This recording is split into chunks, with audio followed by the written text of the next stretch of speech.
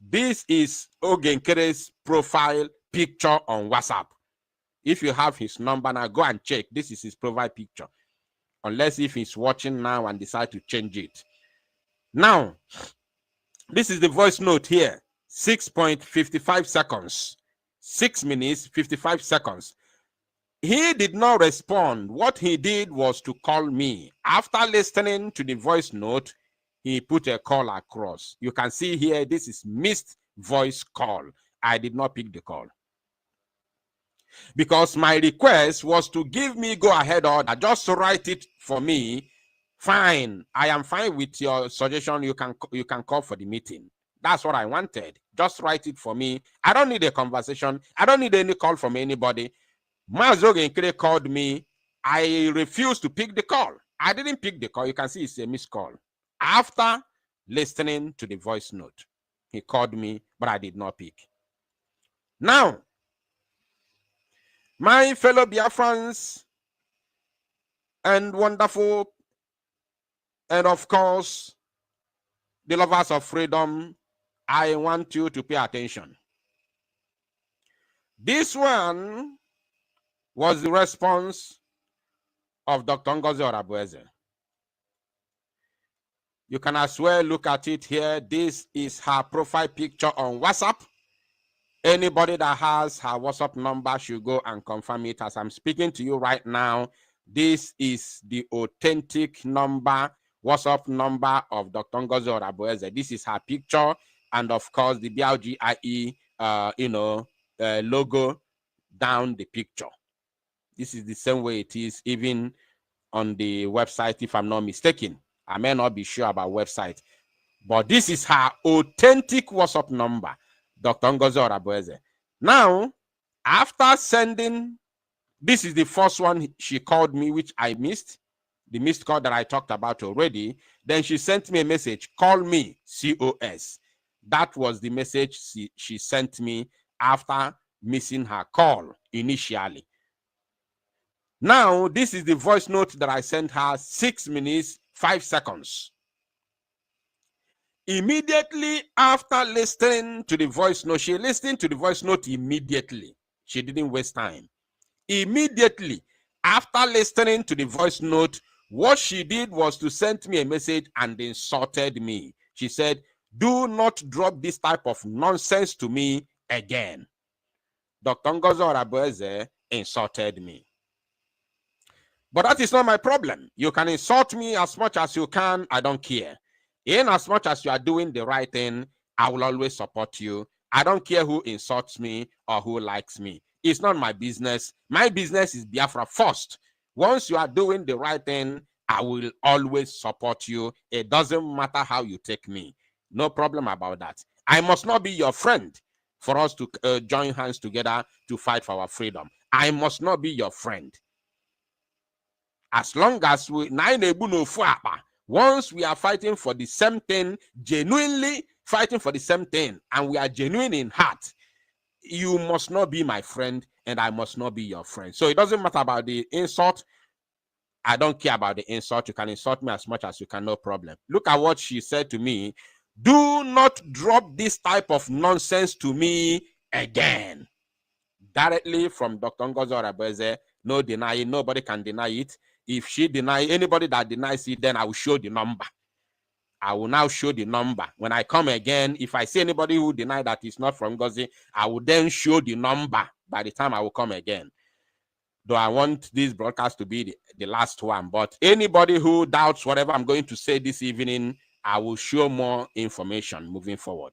Now, as if this is not enough, my fellow Biafrans, having shown you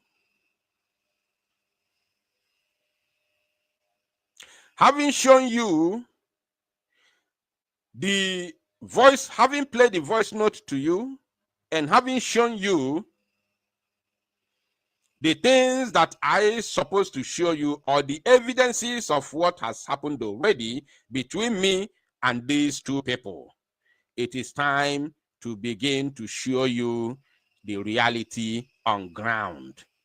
I want us to pay very, very good attention as we move forward. I have a lot to show you this evening, my wonderful people of Biafra. Remember one thing. Remember one thing. A lot of things happened. A lot of things happened. Somebody said, I cannot call our PM and the finance minister for a meeting. You are nothing but a coward. I have called PM for a meeting very many times. A lot of times. Our PM you are talking about, I fought for him. Maybe you just joined yesterday and then you are talking nonsense. I have personally called PM for a meeting for quite a number of times, even before these new faces. All these ones claiming minister of this, minister of that. Before they joined this very fight for freedom, it was me and it was me and PM. Before BLGIE, it was autopilot. So I have called PM for a meeting for several times. I called PM for a meeting with Dr. Azoka. Madam Azoka. I called PM for a meeting with Dr. Nelly when Nelly was with us. I have called PM for a meeting with the other media people like in Sima Demanco when they were with us. So this is not the first time, and I made a great input in order to have government we have today. I cannot say I can't say without me, there will be no, I cannot say that. Without me, there will still be government. But with my input, my gallantry, and my great fight added very, very well, significantly to the government that we have today. Somebody said it was Biafra Unite Thunder's voice that chased DOS away. These are people who know how it all began. You understand? So with my input, my gallantry, and my great fight, that added so much to what we have today as Biafra Republic government in exile. So don't say you can't call a PM for a meeting with a finance minister. You are very, very stupid for saying that. You are extremely idiotic for saying that. All these ones who are today gallivanting all over the places, minister of this and that, they don't know how we started. They do not know how we started. So let us continue. Now, having shown you this, I want to play few of course, videos or voices from our PM. After playing these few videos and voices from our PM, I will then show you what I want you to see, what I want to show you for you to make your decision. Like as I said from beginning, I am not here to tell you who to follow. But after showing you things that I want to show you this evening, you will understand where you stand. Because what they don't know is bigger than them. We will drag everybody to it. We have gotten 50 million votes so far in the Biafra referendum. And I don't think any Nigerian election have recorded such a number of votes. So, and that is to tell you that in Nigeria election, Biafra people have been protesting from 1999, because many people that are voting today have confessed that they have never participated in Nigeria election, and this is the first time they are actually voting. So they have actually protested until now. So now we have 50 and still counting, because the voting is going to end on the 28th of November. 29th of November will start the convention in Finland, and on the 2nd we will count the vote, release the document to the public, and go into the declaration of Biafra. And then after that, I call Nigeria vote. Thank you. Okay, thank you. So now we have 50 and still counting, because the Nigeria election, and this is the first time they are actually voting. So they have actually protested until now. So now we have 50 and still counting, because the voting is going to end on the 28th of November. 29th of November, we'll start the convention in Finland. And on the 2nd, we will count the vote, release the document to the public. And did you hear that? That the voting is going to end on the 29th of November, and on the 2nd, we will count the votes, release the document to the public, and then do what? And go into the declaration of Biafra. And then after, did you hear that? And then go into the declaration of Biafra. The voting will end on the 28th. On the 2nd of December, we will count the vote, because it's because of the counting of the vote and giving the number to the public. How many Biafrans who said yes to the declaration of Biafra, and how many Biafrans who say no to the declaration of Biafra? Then if the majority carries the vote, that will give the mandate to the Biafra government to redeclare the Biafra independence. To redeclare, not to liberate or to restore, to redeclare the independence. Out of the mandate of the people through the self-referendum that we started since February, all of a sudden, I was only watching on TV where they are telling me the people of Ikemba, they voted rightly. Who are the people that, where are they, and what is the number of the people that voted? That was the first error that happened, and it did not go well with me, because it is not what the Prime Minister said, and it's not what the Prime Minister wanted to do. Now, let us move to another one. Government, for you to be recognized under international law as a state, you must have a government. That is number C under Article 1. Today, Biafra is not an organization.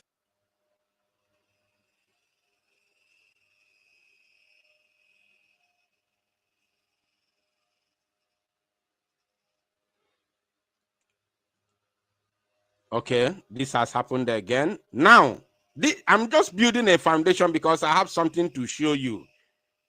All these things you see me playing is just a foundation. I have something to show you. So I want you to pay very good attention. The main thing that will make you to know where you are is about to be displayed on the screen. I'm only building my foundation. You know how my own is. I am not this person who comes on social media, comes on YouTube and start ranting on YouTube, insulting people, insulting them, calling them names and all that. I am not this person. When I am coming on social media to speak to my fellow Biafrans, I come with evidences, and I don't just speak, I show you. When I show you, you decide. That is who I am. When I show you, you decide. So the voices of Prime Minister that I'm playing and his videos that I'm playing is to build my foundation based on what I want to show you. Right? You all will know what you are doing today. From today moving forward, you are going to know what you are doing. For those of you who have had a lot, blackmailing and all that from the both angles, from the both side, only to talk, only talk on social media without showing you something tangible that you need to go home with, that you need to reason with. They will talk. Nigeria government, no evidence. Today, we are going to put all these things to bin, to garbage, and we move on with reality. Now, listen. Number C, a government, for you to be recognized under international law as a state, you must have a government. That is number C under Article 1. Today, Biafra is not an organization.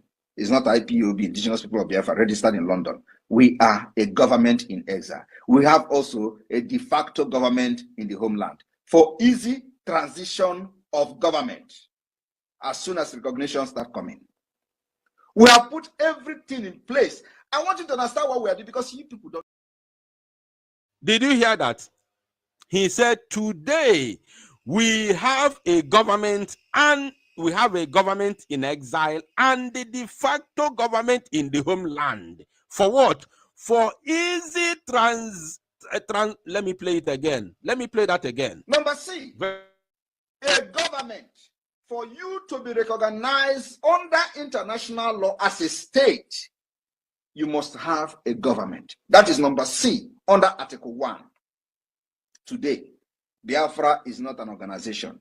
It's not IPOB, Indigenous People of Biafra, registered in London. We are a government in exile. We have also a de facto government in the homeland for easy transition of government as soon as recognition. Did you hear that? Today we have a government in exile for easy transition of a government in, when the recognition begins to come in. We have a government in exile and de facto government in the homeland. For what? For easy transition of government when the recognition of Biafra begins to come. I want you to pay attention, because after this today, I will throw a challenge. I've had a lot of, concocted and people trying to twist the words of our prime minister. They have already succeeded in twisting it. I will give them a challenge this evening. Listen and listen very, very good. I will play it for the last time before showing you the main things that I want to show you this evening. Now listen. Number C, a government for you to be recognized under international law as a state, you must have a government. That is number C under Article 1. Today, Biafra is not an organization. It's not IPOB, Indigenous People of Biafra, registered in London. We are a government in exile. We have also a de facto government in the homeland for easy transition of government as soon as recognition starts coming. We have put everything in place. I want you to understand what we are doing because you people don't know what we are doing. Did you get that? We have a government in exile and de facto government in the homeland for easy transition of government once the recognition starts coming. I want you to outline that, because I heard that they have dissolved the Biafra Republic government in exile. I heard that they have dissolved it. Some people say that PM said after the declaration of Biafra, they are going to dissolve the government in exile. It is a lie. PM said after the liberation of Biafra, we are going to go into, oh no, do I even have to start explaining? Let me begin to show you this immediately. No time to waste. No time to waste. It is a big lie. Our prime minister can never tell you after declaration, because he knows declaration is a mere spoken word. It is not liberation. He said, after the liberation of Biafra, I'm going to challenge anybody who is trying to twist it. I will give them a challenge this evening, but let's see this. Now, my fellow Biafrans and lovers of freedom, some of you think that I have taken side. I have never taken any side, and I will never ever take any side. I will only stand with what is right. Pay attention to this. A lot of people, so many of us, African people, there's this word that says, if you want to, confuse an African man, put that word in is it on the book or what? Put it in a book, so that, because we don't have time to read. Everything that's supposed to happen today in this very struggle is already enshrined in the Biafra Charter, which all the members of Cabinet of Biafra and Biafrans who attended the convention in October 2023 in Finland signed this very charter, and it becomes a law. It becomes a law. It becomes the law of the Biafra nation. All of them from A to Z, they signed it, they deliberated on it and signed it to start to be effective. Today, we are seeing something different. Now, my brothers and sisters, this is Biafra Charter. I know they will be shocked. They will be shocked now. All the people who have gone against what is written already on Biafra Charter will be panicking now. Now, pay attention. After this, we are going to end the broadcast. Or maybe I will take questions from few individuals. I will put the link out there for you to, come in and make your speech or ask me questions. I want strong questions from anybody who does not understand what I'm going to say moving forward or what I have said already. Now, on the 20th of October, 2023, Biafrans from all walks of life gathered in Finland in a convention which gave birth to Biafra Charter. This Biafra Charter is not one of is the most important reason Biafrans gathered from all walks of life in Finland in October 2023 to produce this very charter that will govern Biafra until we produce our constitution. It is called the Biafra Charter. I have it. I have it. It is with me. The same way all the cabinet have it. The same way I have it. Now, the Biafra Charter, you can see clear. Can you see it clear on your screen? Can you see it on your screen? Let me know in the comment section. I have a lot to say this evening. Can you see it on your screen? Let me know. Is it clear on your screen? If it's clear, let me know in the comment section. I am not here to side anybody. Anything we see on the charter is what we are going to follow. Any other thing outside the charter is a treasonable offense. Anything that you do outside the constitution is a treasonable offense, and you will be answerable to it. You will go to jail for it. If you do anything that is outside the constitution, as a matter of fact, this very charter is our constitution until the constitutional constitution is produced to Biafrans for us to follow. For now, this charter is our constitution. Anything you do outside this very charter is a treasonable offense, and you will be answerable to it. It is very pure as ABC. So those of you asking me, where is your stand, blah, blah, blah. When you want to confuse a black man, put that word in a book, because it is, with all his education, go to Cambridge, come back. We don't have time to read. We do not have time to read in order to understand what, even when we are managing to read it, when we manage to read it, our mind is not there because our mind is on our business and our money. Now, pay attention. I will explain all these things. I will explain them to you. This is Biafra Charter, definition of charter, number 2. This document, the Biafra Charter, the charter, is the organic and foundation and foundational agreement for the establishment of a national structure.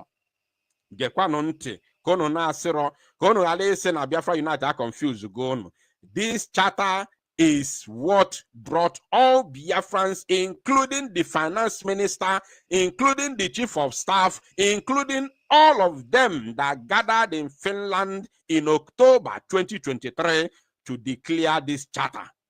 This is the main thing that brought all of them to Finland, and this charter is what gave birth to the redeclaration of Biafra 2024 that just happened a couple of days ago. So pay attention.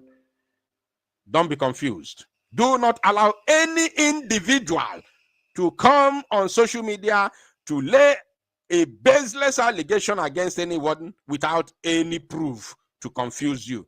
We have gone beyond explanatory exposition. We have gone beyond explanatory exposition. When people will come and face the camera on Facebook or whatever and start telling you without showing you any tangible reason or evidence, a substantial evidence of what they are saying, I call them rabble rousers and gossipers. I don't belong to that very, category. I don't belong to that category, not Biafra Unite, not me or the Nangwa. Now, let's take this. Your eyes will open this evening because I know what I'm doing now. Many of you, 95% of you watching this very broadcast now have never thought of it, have never come here, have never reasoned this, have never even read this very charter. This is our law. This is our law. Pay attention. This document, the Biafra Charter, the charter, is the organic and foundational agreement for the establishment of a national structure, governance structure, governing authority, and basic code of conduct for the functionaries and peoples of Biafra. For the functionaries and peoples of Biafra. The Biafra Charter is a formal instrument which at once constitutes, pay attention, authority, number 1, number 2, mandate, number 3, contract, number 4, memorandum, number 5, terms of reference, and number 6, reference. And it went on to say, for the matters which are addressed or referenced by the charter, and in accord with such matters addressed or referenced therein, granted by the nation of Biafra, through the collectivity of the representatives of the communities and peoples of Biafra to the functionaries and for the functions stated in the charter. Then, purpose of charter, the purpose of this very charter, pay attention, my wonderful people of Biafra. Number 1, the primary purpose of the charter is to establish an enduring national structure. The primary purpose of this very to establish an enduring national structure. Enduring national structure. Enduring national, to establish an enduring national structure. I want you to outline it. Outline that. Very, very important. Now, governance structure and basic code of conduct for the people and the functionaries as directed by the peoples of Biafra, which contribute to and inform a future national constitution. And it says, which contribute to and inform a future national constitution. Are you paying attention, my wonderful people of Biafra? This is very, very important. And now let's move to another page. The importance of what I'm doing now, the importance of what I'm doing now is to show you who is wrong or who is right and where you are supposed to stand. Are you paying attention? And who has come to destroy what we are doing? Who has come to destroy our freedom? We are talking about who, what I'm doing. I'm not here to explain to you about any human being. What I'm doing now will show you who has come to destroy our freedom. Now listen. Second, in addition, the charter has provided the platform for the formation of Biafra Republic Government in Exile, BRGIE, and Biafra de facto government, BDFG, to serve the nation and people of Biafra during the period that Biafra is under the occupation of Nigeria. Are you paying attention? Can I translate here in Igbo? Do you want me to be translating it in Igbo when I read. But remember, we haven't even gotten to the main point. Listen and pay attention. Organization of charter.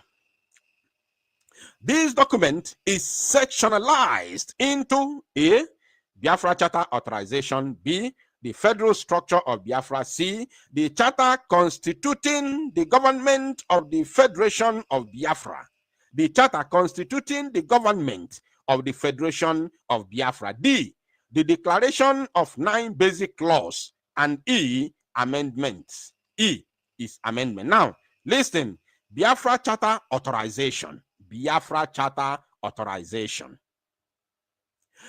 Whereas the peoples and nation of Biafra and their land and property find themselves under physical, sociological, political, economic, and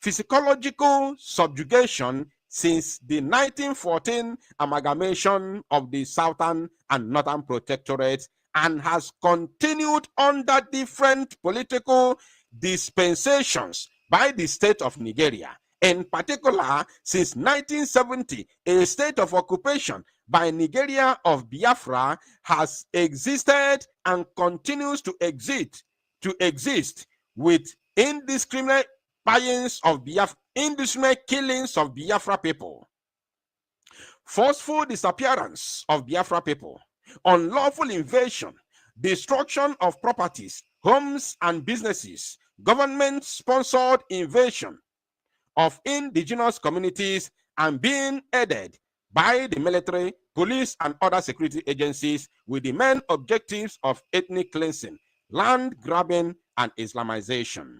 Now, unwilling to continue to live under such stifling servitude while suffering such indignities as are inappropriate for human beings, Biafrans are determined to exercise their natural and legal rights to freedom and liberty. Listen and listen very good, because I'm coming to your doorsteps.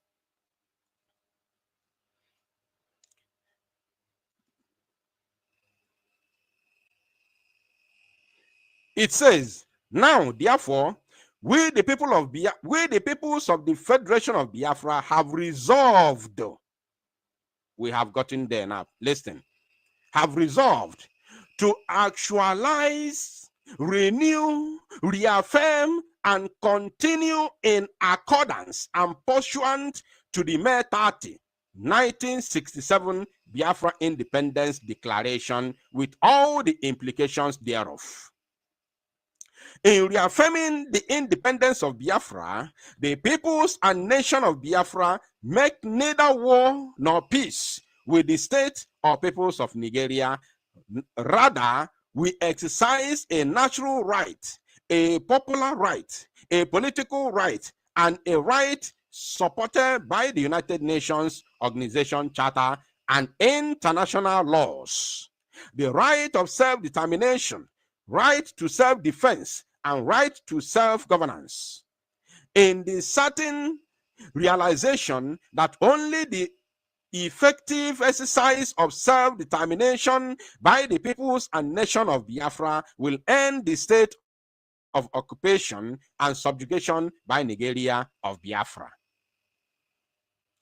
In furtherance of this exercise, the Biafra Charter, a formal framework of the people and nation of Biafra, lends authority to and issues a mandate for the creation and formation of Biafra de facto government, BDFG. Listen, my people, with this, you will learn this very evening. Mandate of BDFG, mandate of Biafra de facto government. To create, form, operate, and manage a de facto government for and by the peoples and nation of Biafra, such government, such government to function in the meantime, as a bona fide government of Biafra in the manner of legal, customary, and decent governments. To secure the freedom and liberty of Biafra in its peoples from occupation by Nigeria, based on self-determination, paradigm, and principles with all haste and by all means necessary. To represent the sovereignty and interests of Biafra and its people in the region and in the world at large. To project the sovereignty, independence, and humanity of Biafra and its people at all times. Now, pay attention. We have gotten now to the main case that we are treating today. If I treat it today, what we are treating today is where we are now. We have entered there, and I want every one of you to pay attention. I will show you where to go so that if you want to go and read for yourself, you will go there to the page where I'm reading now in order to read for yourself and confirm it for yourself. Now listen.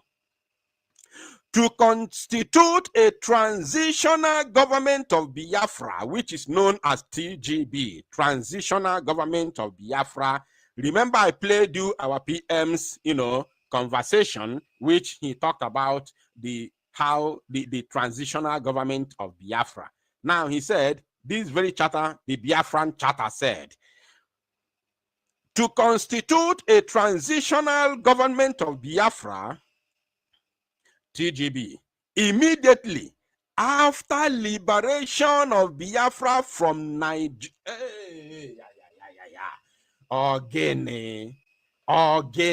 Now, to constitute a transitional government of Biafra known as TGB immediately after liberation of Biafra from Nigeria for a specified and finite duration not to exceed 4 years.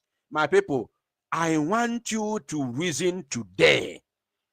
If today happens to be the only day you can reason, please utilize today to reason. Because what Nigeria has come to do is to destroy us completely. After the arrest of our prime minister, Nigeria came to destroy us within. So I want you to reason. Follow this very, lecture very, very well. I want you to leave every other thing you are doing and focus, because I may not be able to do this again. I am not here for saga, so I may not be able to do this again. This may be only one time that I'll have time to do this. Pay attention, my wonderful people of Biafra. Now, let's take that again. To constitute a transitional government of Biafra, which PM had already said based on the conversation that I played for you before coming here, before coming to the Biafra charter, from PM direct. To constitute a transitional government of Biafra known as TGB immediately after liberation of Biafra. Immediately after liberation of Biafra, not immediately after declaration in Finland. We are still in exile. In case you don't know, don't let anybody confuse you. We are still in exile. And I don't want to talk first. Let me finish reading, then I'll talk. Now, immediately after liberation of Biafra from Nigeria for a specified and infinite duration not to exceed 4 years. Pending the formalization of Biafra state structures, post-occupation and post-liberation. Onana nuku oyibo kocho ono cholo kana translate ya n'Igbo. Omu bani, omu Biafra, the Biafran people. Do you people understand it? Do you people understand it, or you want me to translate it in Igbo language? Let me take that again. It says, immediately after liberation of Biafra from Nigeria for a specified and infinite duration not to exceed 4 years, pending the formalization of Biafra state. Listen, the formalization of Biafran state structures, post-occupation and post-liberation.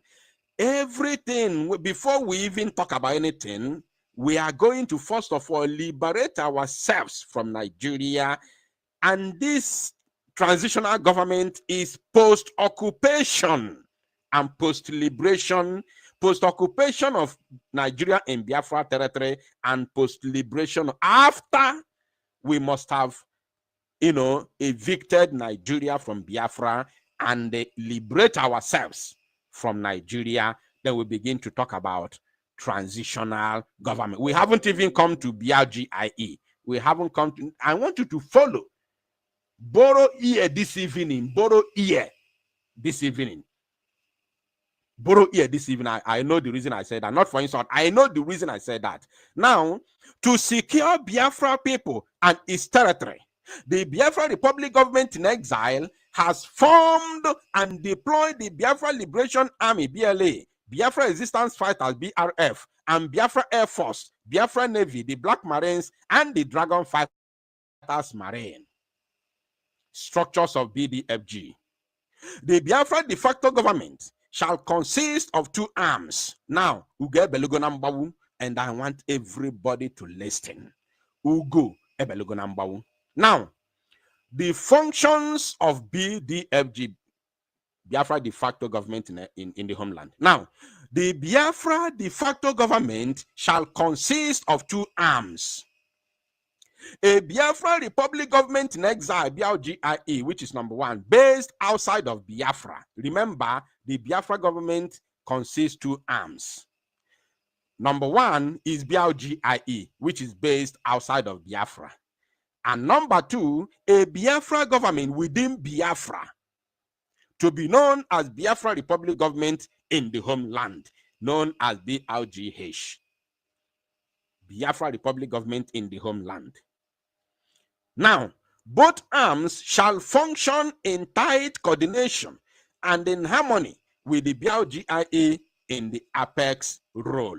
The BRGIA will be in the apex role, which is Biafra Republic government in exile, will be in the apex role, because every decision and things we will be doing will come from BRGIA down to de facto in the homeland. Right? Now, let's continue. Functions of BDFG.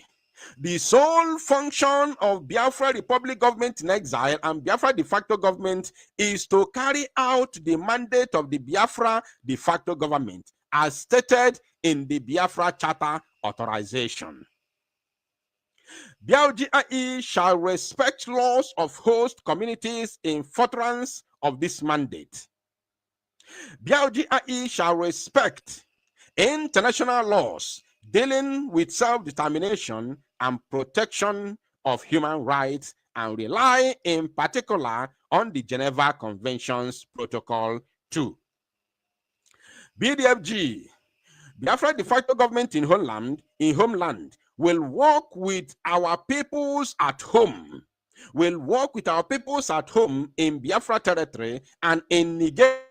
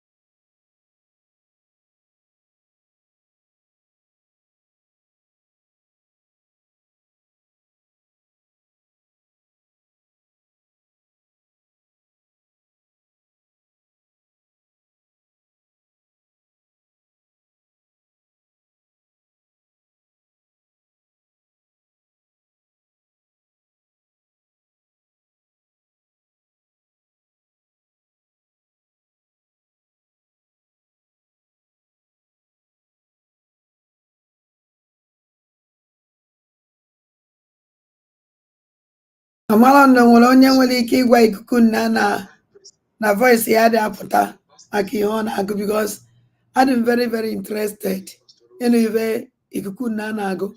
Adịrịkwana interested ịma ihe kpatara ikuku ji agụ this thing because ọnwụ ibe a na-ese okwu. Ọ wụrụ ife dị na chata na-ese okwu. Ọ wụrụ since a na-ekwu ihe the problem enwe awụrụ ife dị na chata wee na-ese okwu. Ikuku ije weta this thing na-adị na chata na-agụ hapụzie the main thing oge nkele na-ekwu with ndị ochie onwe ihe dị na this chata. Adị surprise ịfụ anyway ka anyị na-efologoro ikuku ka mmalụ ebe ọ na-eje. Amalụ na nwere onye nwere ike ikwu ya jụọ gwa ya na voice ya dị apụta because this chata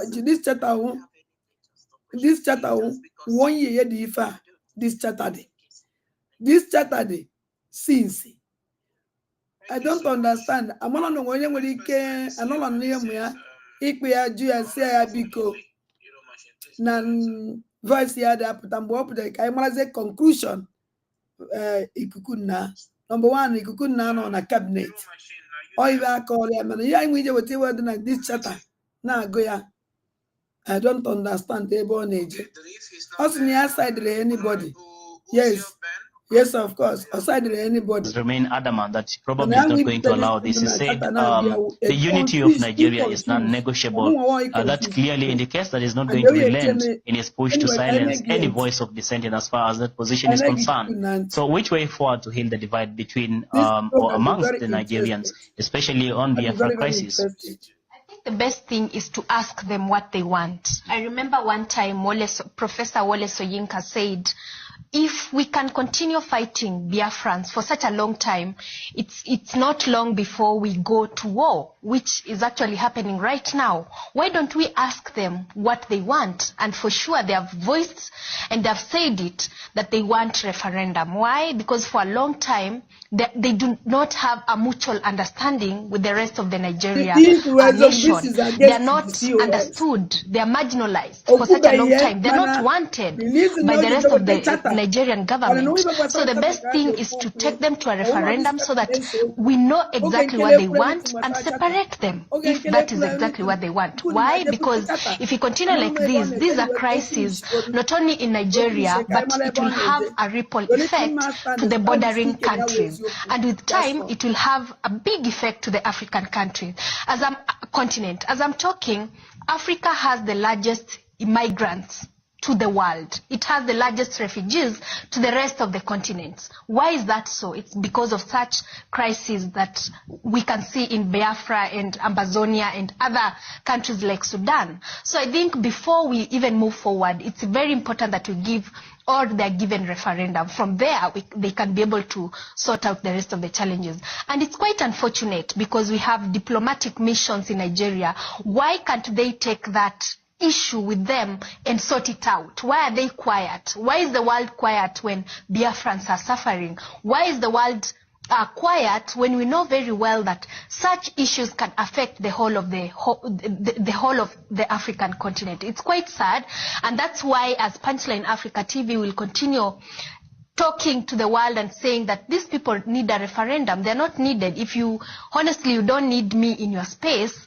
give me what I want so that I can self-govern myself, which I think it's a good way and a diplomatic way of allowing people to go their way. That would be cool. Coupled with that, I would like you to approach it from a different angle altogether. What probably could have been formed this agitation for, of course, separation, for a referendum to go separate ways between, of course, Nigeria and the people of Biafra. Let's approach it from that angle as you and ask ourselves, what probably can we do to see into it that we find a healing in this divide? Yeah, I think it's paramount to understand that for starters, there was no redemption, and the word you just used, healing, from the first Biafran crisis in 1967, to the 3 years fighting. And if you remember very well, there was a brief period where they got their independence, and then the Nigerian military decided to send all the planes to just bomb indiscriminately anybody who was found in that region. And those scars are passed on in what is called transgenerational trauma. You don't even have to tell your child about this. It's the same thing that affects most African countries. You don't really need to tell your child, hate this person or hate this person, but the way you behave and the way you talk about these things, and the tone with which you use, your children pick that, and then they grow up with that. They send it to their children and their children's children, and each generation comes forth understanding their history and knowing very well that we are the people who have been marginalized in a country where we are one of the most, we are creating profit. We're bringing GDP, one of the highest rates of GDP. We're bringing the largest group of intelligent people. We're bringing the largest group of talented people. And yet we are the people who are not benefiting from all this. And this crisis goes on in most of the countries that we are finding, we are finding, in the African continent with protests currently like Amazonia and Ethiopia. If you bring in another angle of... All right, please let me know if my voice is coming out clear now. Please let me know so we can continue. Very, very important. Let me know. If you can hear me, please let me know in the comment section, my wonderful people of Biafra, and of course, lovers of freedom. Can you hear me? The very moment we went into the main point that has brought us here today, boom. Boom. Osetia. The very moment. Because that very chapter, or should I say page, that very page 27 was the straw that breaks the camel's back. That page 27, once I'm done with that page 27 this evening, those of you who have been confused all this while, we know your stand. Those of you who didn't know where you stand will definitely come to realization, will definitely know your stand. Once I'm done with the page 27, which I'm bringing back now, you all will know where you stand. So relax, calm down. One thing I will assure you, one thing I will promise you is that, listen, because I did not listen to any of them, any of these two groups fighting, I didn't listen to their personal and individual conversations. I wanted a meeting. I called for a meeting. They disappointed me. They all disappointed me. So I have to go and follow the Biafra law. Because we have a law already. We already have a law, which all of them, somebody say, please go back to page 26. Okay, fine. I will start from the ending part of page 20. Maybe that is where my voice, maybe, I don't know if it was attack or what. And I also want to use this opportunity to announce that we are no longer, in fact, let me keep that one for now. We will get there later. We'll get there later. So, I'm bringing it back to the screen. I am not in any way following anybody. Right? I am showing you where our Prime Minister stands. And wherever our Prime Minister stands, that is where I stand. And our Prime Minister cannot enact law and do otherwise. Something that has been signed into law of Biafra, which they all joined together to sign. Which all of them joined together and signed into law in Finland during the convention. So, in as much as that is where our Prime Minister stands, then I will have no problem standing there at the same time. Now, I'm going to continue with the ending part of the page 26 because someone has already asked me to go back to page 26. Probably that is where my voice stopped, coming out.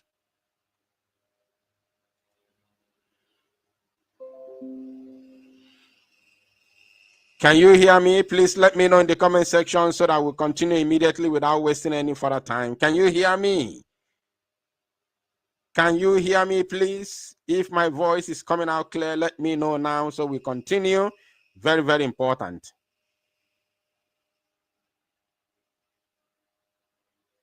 All right, so we'll continue now. Let us continue. Now, functions of BDFG. The sole function of Biafra Republic Government in Exile and Biafra de facto government is to carry out the mandate of the Biafra de facto government as stated in the Biafra Charter Authorization. BLGIE shall respect laws of host communities in furtherance of this mandate. BLGIE shall respect international laws dealing with self-determination and protection of human rights and rely in particular on the Geneva Convention's Protocol 2. BDFG will work with our peoples at home in Biafra territory and in Nigeria, cognizant of the state of Nigeria's occupational forces foisted over our people, to keep alive and project Biafra's sovereignty and independence in accordance with the mandate, and to mobilize. Now, pay attention. I want you to remember here because we are going into the next page. And to mobilize, right? To mobilize and do what again? Or one day about this evening. After this broadcast, now, and to mobilize from the other page. Now, this is page 27. Organize and manage our people for socio-political activism in order to carry out our resolve for self-determination. Now listen, and listen very, very attentively, my Biafran people. At all times, the functions of BLGIE and BLGH, Biafra Republic Government in Homeland, are to be well coordinated,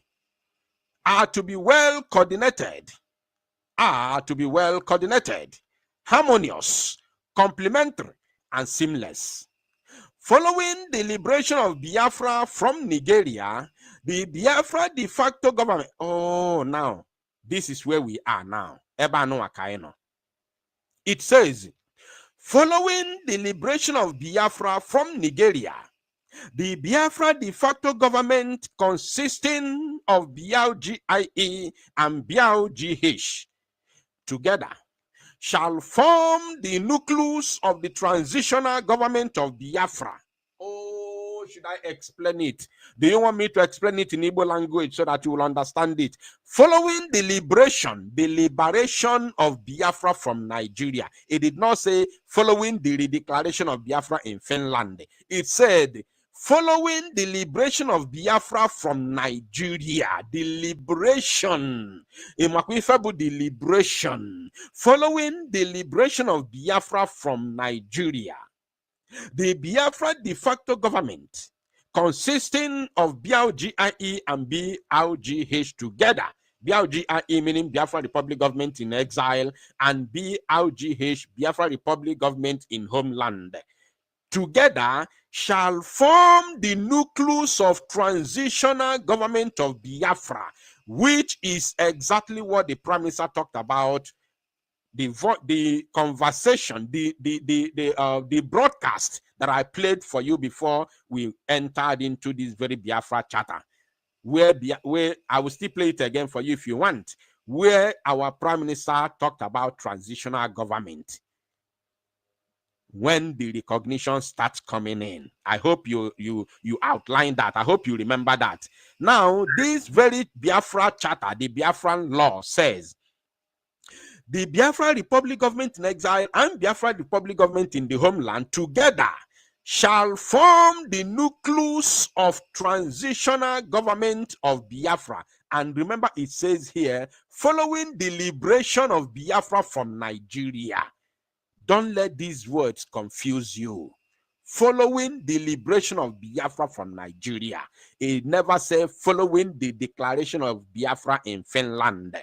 Following the liberation of Biafra from Nigeria, the Biafra de facto government, consisting BLGI and BLGH, together shall form the nucleus of the transitional government of Biafra. Do you know what it means?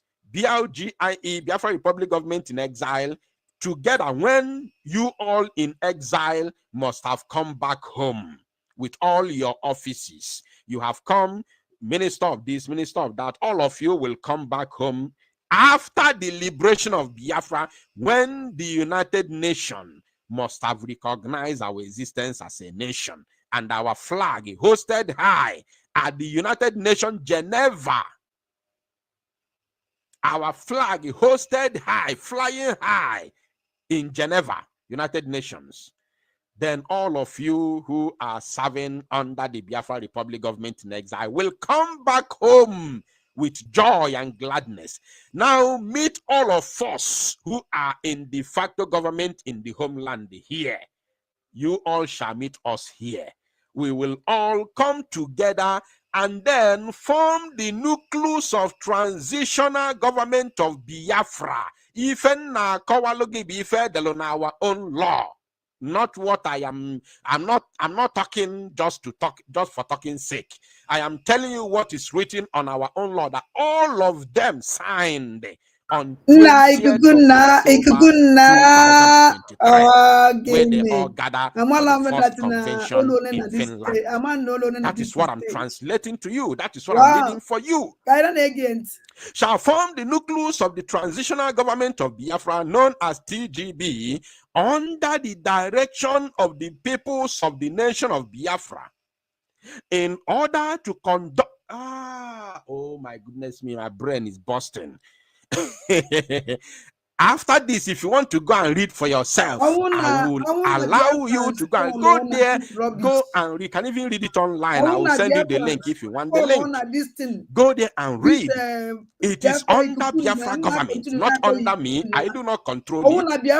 Now, under the direction of the peoples of the nation of Biafra, in order to conduct the governmental affairs of Biafra. Remember, guided by the Biafra Charter.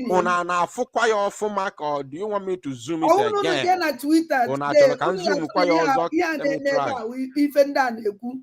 Not me. I am not the one saying. I am reading for you what the government of Biafra said. What the law of Biafra said. Not what I'm saying. Not what I want. It is not what I want. We are following the rule of law made available by the Biafran people that gathered to sign it into law, and supervised by the Prime Minister of Biafra Republic Government in Exile, His Excellency Ekpa Simon Njoko, signed into law. And since then, this very charter is what we have been following till now. It says, following the liberation of Biafra from Nigeria, the Biafra de facto government, consisting of BLGI and BLGH, together shall form the nucleus of the transitional government of Biafra, TGB, under the direction of the peoples of Biafra nation, of the peoples of the nation of Biafra, in order to conduct the governmental affairs of Biafra. By that time, we have not even started talking about dissolution or dissolving or whatever. No, this, according to the law, it says the Biafra government in exile will come back home and join the Biafra de facto government in the homeland together and form what is called the Transitional Government of Biafra, TGB, under the direction of the peoples of the nation of Biafra, in order to do what? In order, follow the mouse, in order to conduct the governmental affairs of Biafra, guided by the Biafra Charter, for a period not to exceed 4 years. Now, when the BLGIE, Biafra Republic Government in Exile, will merge together with the Biafra de facto government in the homeland to form what is called transitional government, then this transitional government will run the affairs of Biafra Now, nation okay, for a period not exceeding 4 years. That time, we have not even talked about the dissolution of the government. You cannot operate in a vacuum. You people should don't mess me, don't make me mad. I am highly intelligent. I am too intelligent to be deceived with a mere rhetorics. I am extremely intelligent to be deceived with a mere rhetorics or propaganda. I pass that level. Before now, that the BLGIE will join the de facto government in the homeland to run the affairs of Biafra nation for a period not exceeding 4 years. And during which Biafra, follow the mouse now, during which Biafra puts formal structures in place to continue and to succeed as a nation under a permanent constitution of the nation of Biafra. I am reading and interpreting law for you, the Biafran law. And by now, we haven't even talked about the dissolution of the Biafra government in exile. You cannot dissolve the government in exile only for you to form another government in exile. Who does that? Who in his right senses will buy this shenanigan, this whole this idea that is flying all over the social media? Who in his right sense of mind will buy this shenanigan, this rubbish? Because of you cannot operate in a vacuum. If you have issues with anybody, come, let us discuss it and find a way forward. If you think you cannot work with anybody, maybe that person is an obstacle to you, maybe that person cannot listen to you, come, let us discuss it. We'll find a better solution. You cannot operate in a vacuum. And when you are going home this evening or this night or this afternoon, depending on your location, go home with this word that you cannot operate in a vacuum. The second word I want you to go home with is that you cannot dissolve a government in exile only for you to, produce or to form another government in exile again. What is your motive? How do you dissolve a government in exile and form another government in exile again? Do you want us to start deceiving ourselves? Biafra has been restored. Biafra has come. This government now is the one that will now run Biafra. Are you not in exile? Are you at home? You are not at home. The Biafra law, the Biafra charter is telling us that the Biafra government in exile will come back home and join the Biafra de facto government in the homeland to form what is called a transitional government and run the affairs of Biafra for no less than 4 years, during which Biafra puts formal structures in place to continue and to succeed as a nation under a permanent constitution of the nation of Biafra. Now, let us see the concluding part of it. This part will melt your heart. This same law of Biafra, signed into law on October 20th, 2023, said, the conduct of the Biafra de facto government shall at all times adhere to the basic principles and laws of the Biafra Charter. This same charter, not another charter, this same charter. And then the term of BDFG, Biafra de facto government, shall last from now. The term. Do you know the meaning of the term? Oh my goodness me. God in heaven is wonderful. The term, not the times, not times. The term, first term, second term, third term, fourth term, whatever. Tinubu is currently in his first term. Joe Biden is currently in his first term, which is almost expired, and then they will usher a way to a new president, Donald Trump. Now, the term of Biafra de facto government. Remember that BDFG is a house. That houses the Biafra de facto government in the homeland and the Biafra government in exile.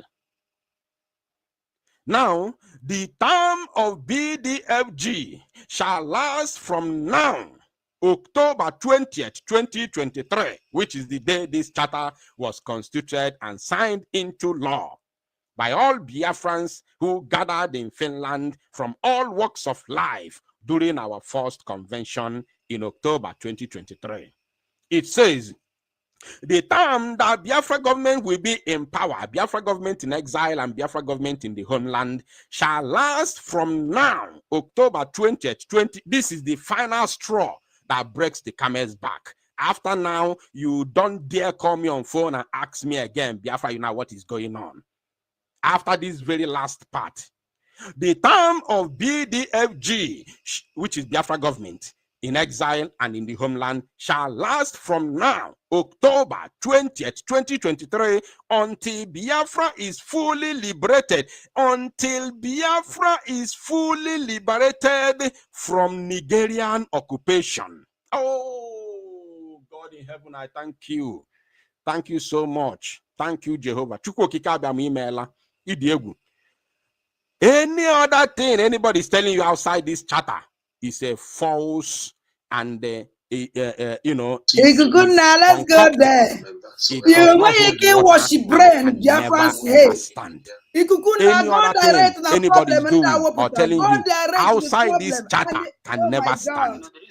Anybody telling you any other thing outside this Biafran charter can never ever stand. As far as I know, it's not even my power.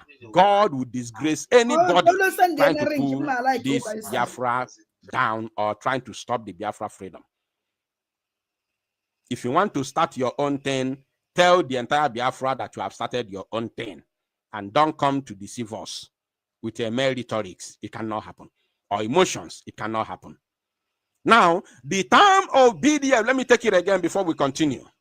The term of BDFG, which Biafra Republic government in exile and homeland, the time they will be in power, shall last from now, October 20th, 2023, until Biafra is fully liberated. It didn't say until we declare Biafra in 2024.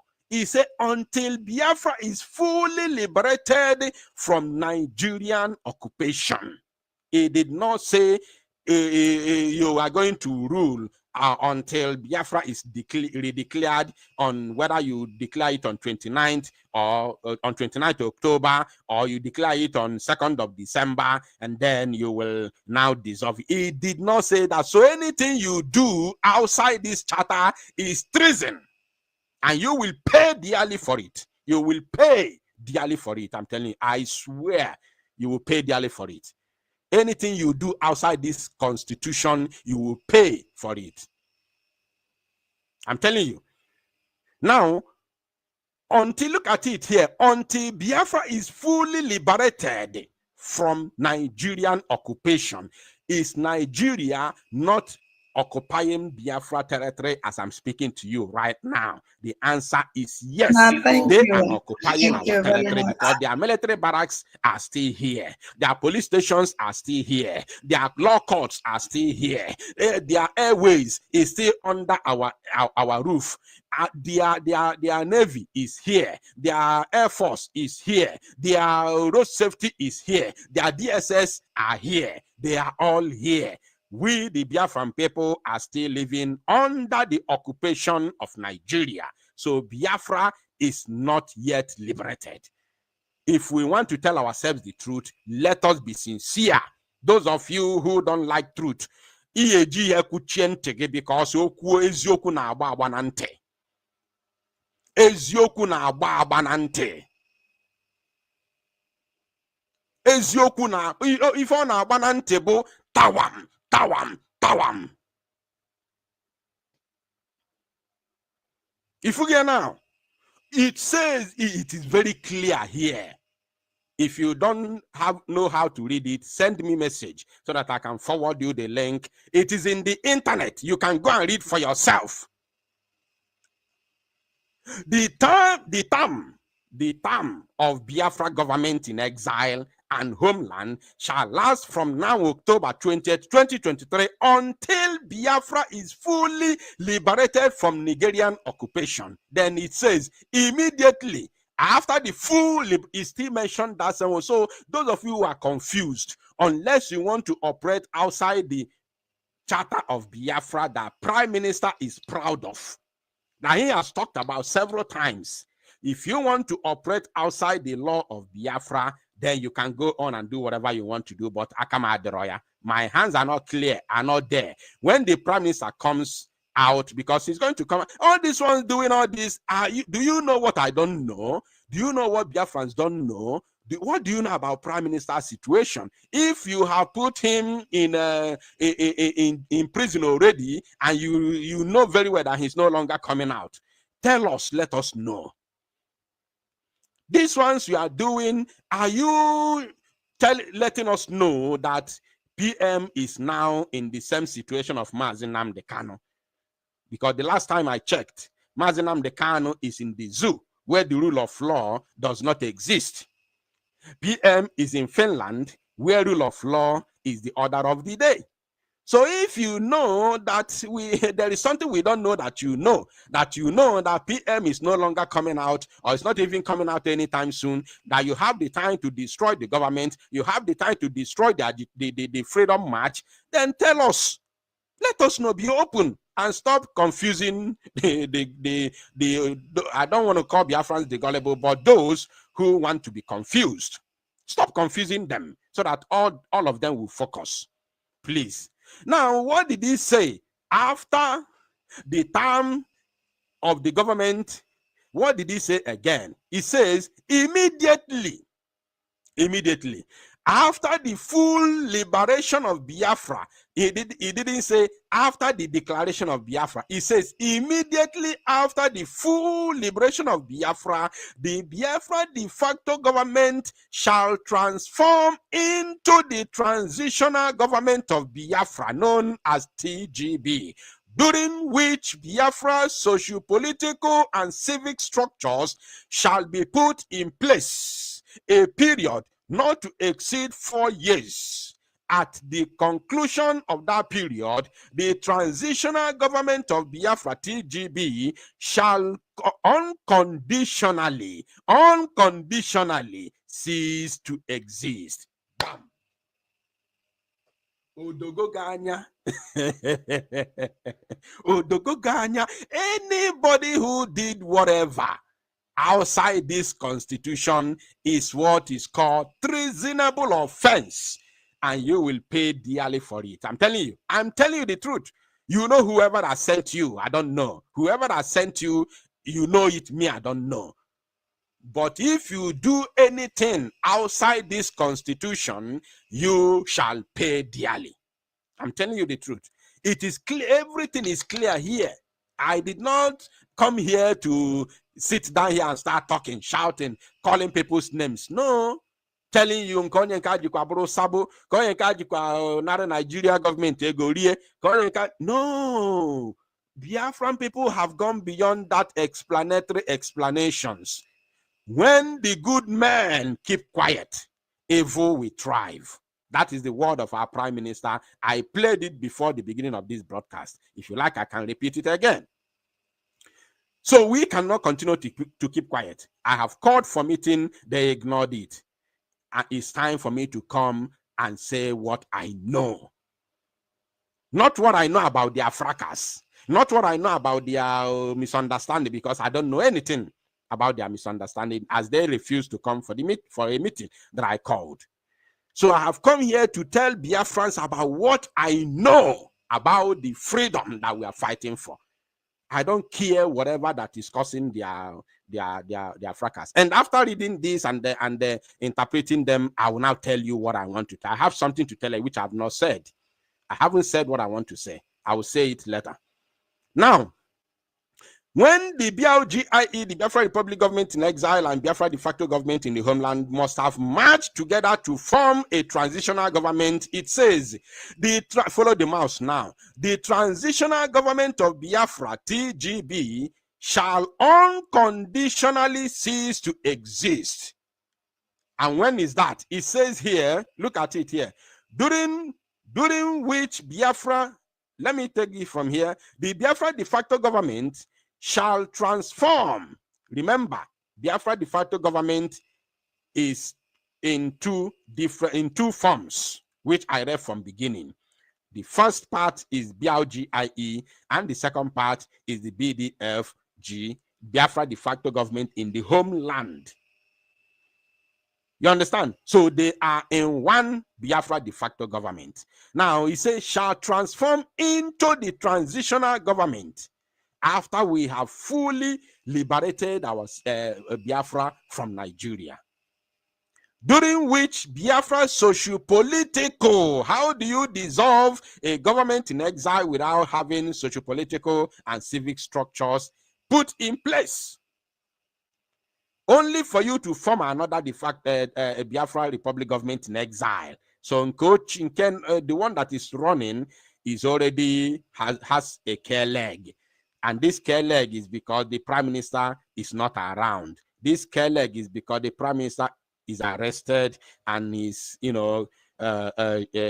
responding to the Finnish authority to show them why he's doing what he's doing. Then his government that is under his own care now all of a sudden has a care leg. Therefore, it has to be dissolved, and a brand new government in exile is formed. Who does that? How do you dissolve a government in exile only for you to form another government in exile? Are you home? Is it is it a national government? The one that you people say you claim that you are forming, is it really Biafra government? Is it really a national government of Biafra? The one you claim you are forming, is it still the same government in exile? Or is it Biafra national government, which should be here with the office of the president or the prime minister here in homeland, with our own military here in the homeland, with our police station here in homeland, with our military barracks, air force base, everything here physically? Do you have it? How do you dissolve a government in exile to form another government in exile? What is the motion? What is the motive? Now it says the transitional government of Biafra shall unconditionally cease to exist after the period of 4 years and shall be replaced by a duly constituted government of Biafra. A duly constituted government of Biafra. After the transitional government of Biafra has ceased to exist, after running the affairs of Biafra for 4 years, thereby putting in place socio-political and civic structures. Follow the mouse. Socio-political and civic structures. Then we will have elections. The Biafra people will have the opportunity to vote their respective leaders from whichever office they want them to occupy. Then the transitional government will then cease to exist, and then we shall be, and then it shall be replaced by a duly constituted government of Biafra following a constitutional conference. Bam! Did you see that? Have you seen it? Following a constitutional conference, which includes the formation of the constitutional government of Biafra, which is the one that is going to be recognized, have its own chair and table at the United Nations, not the one in the exile. Biafra government, any government in exile does not have table in the United Nations. It's not possible. There is no any government in exile that has table in the United Nations. You can't even attend their meeting. No, I You can't take it out. You Let us cannot listen attend to their him meeting. to the You are not end. invited because you are not a constitutional government. You are a government in exile. Until you liberate yourself from the mother nation, from the occupying nation, then the United Nations will recognize you and give you your own table in the community of nations in the United Nations. It's very clear. It is very, very clear. Yes, anybody who does not understand it, I am sorry. Allow you to deceive I won't help you. Yeah. The only help I will give you is what you are seeing now. Now, having shown you all this, I want you to take my word today for me. I'm going to tell you what I'm going to do moving forward. What I'm going to do, if you like, listen, if you like, you can call it whatever. What I heard is that the Biafra Republic government in exile is hereby dissolved. So you can call it whatever name, rearrangement, or whatever you like, you can call it. It's none of my business. What I heard on the stage is that Biafra Republic government in exile is hereby dissolved, which can never ever happen. It is not on our constitution. It's not on our charter.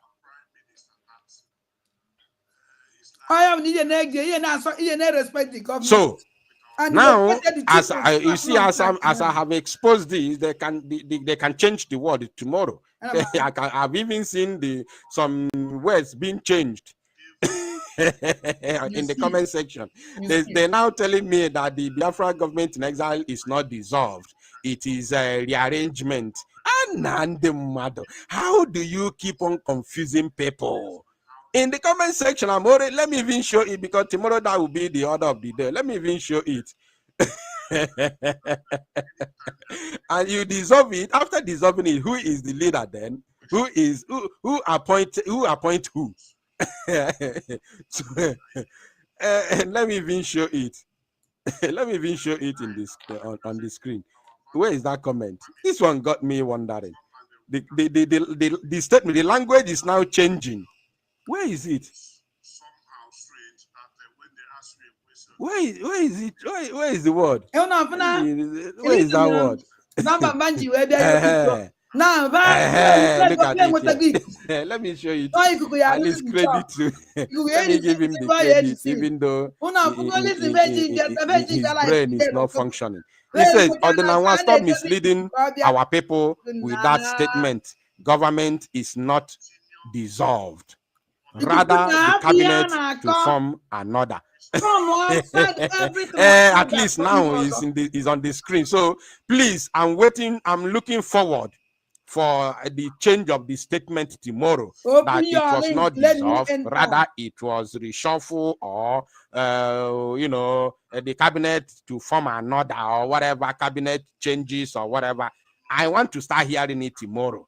So let me know that it's no longer dissolved tomorrow, rather it is reshuffled. So that when we bring the video, that the announcement that was made on the stage, where the whole world, who are very, very wide, they made mockery of us.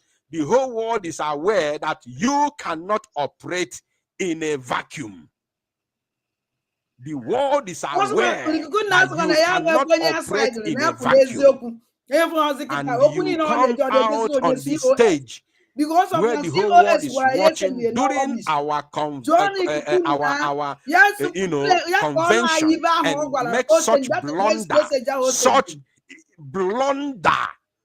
Do you know what it means when the whole world is watching? You come out to make such blunder when we have a charter that states the whole the step by step of how this government will be run and how it will finally cease to exist.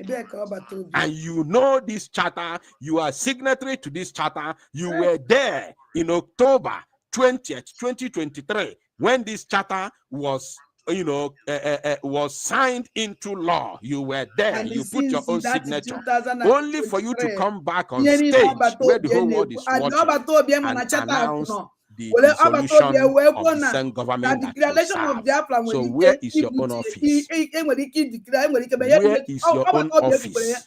na declaration Who of Biafra nwere appoints ike who? nwere ike o nwere ka So o ya tomorrow, please, na ya as niile this 2nd of idiot has December written in the comment section, onye ọbụla I kwuye want to hụrụ hear mgbe ọbata people obi ekwukwere start na telling, declaration of Biafra start nwere ike na ya confusing. niile Now 2nd of I feel as I don't chatter the table. Now the confusing words will continue to, to come up. Now it will no longer be dissolution. It will, from tomorrow, you will start hearing it's actually the change of cabinet. Is actually we don't pass that level. Okay. We have gone beyond that. Somebody like me who is fully rooted into this struggle. Do you know how we fought to restore sanity, to restore the then Eastern security network? These people who are talking on social media, they have no connection. They don't know anything about Biafra Liberation Army. They have no contact to Biafra Liberation Army. They know nothing, absolutely nothing about Biafra Liberation Army. Absolutely nothing. I'm telling you, they know nothing about BLA. They'll come here and start telling us, talking nonsense on social media. We have gone beyond. I am too wise to be deceived. That's why everybody is calling me. Oh, everybody from all angles is calling me. They have come out because they know that I am the one who is going to chatter the table. I always come with the reality. I always come with the, not just the truth, but with physical evidence, substantial one indeed. Now me, Biafra United, scatter the table. Now me, because I am uncontrollable, you can never control me. It is impossible. You can never control me. You can never ever control me. It is impossible. If you know you have anything against me, you have a voice note against me, you have my conversation with you is recorded, play it to the public. And when you are playing it, make sure that you play it complete from beginning to the end. Because if you play any part without playing it in full, I will help you to play the full record. I will help you to play the full record. So if you know anything you have, you want to use against me, bring it to the public and make sure you bring the full record. Or else I will help you. And when I help you, you will disappear from the internet. I'm telling you. So now, having shown all these, evidences from the Biafran Charter, which everybody signed their signature in this charter to adopt it as a law until the full liberation of Biafra, and then we'll have a constitution. Then I want to make it clear today, my fellow Biafrans and lovers of freedom. After this, I may give opportunity to some people to make comments, or I will shut down. It is important to note. Pay attention now. I am making an announcement. It is important to note that we all who want the freedom of the Biafran people and Biafra nation are financing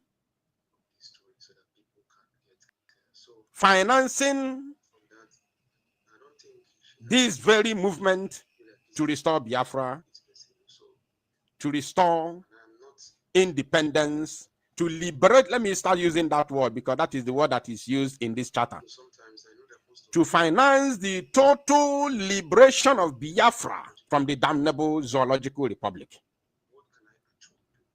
I want to tell you, as you all know, that Mazio Genkere, who happens to be the finance minister of the Biafra Republic government in exile, with his team, if there's anything like that, with his team, if there's anything like, if he has a team, is the one in charge of the finance of the Biafra Republic government in exile. And you all know that the Biafra liberation is anchored, number one, on the armed struggle led by the Biafra Liberation Army, or should I say the Biafra Defense Forces.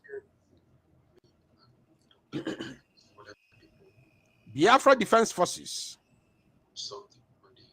And Mazo Genkere, as the finance minister, is the one to hold responsible should the Biafra Liberation Army lack anything moving forward. I'm making it clear because don't think that I have, exposed this and then therefore I become a darling to Ogenkere. No, I don't communicate with him. I've stopped communication with them, all of them, everybody. Ava! Biafra, and I'm sure he's listening now. Ava! Okay, it is in the open that he, Ogenkere, is the finance minister of the BLGIE, and Biafra Defense Forces cannot operate without finance. Listen and listen very good is an announcement, a very important one indeed. So as we continue to fund the liberation of Biafra through the same means that the Prime Minister of BLGIE and the Biafra government at large made public to the whole world, I want to let you know it is important to let all Biafrans know that since Mazo Genkere is the finance minister of BLGIE and Biafrans continue to donate to the same account and the official website of the Biafra Republic government in exile. Not the government. It is important to know that should in case anything happens to to Biafra Defense Forces in terms of lacking finance or funding, we already know who to hold responsible. It is Mazo Genkere, because he is in charge of finance.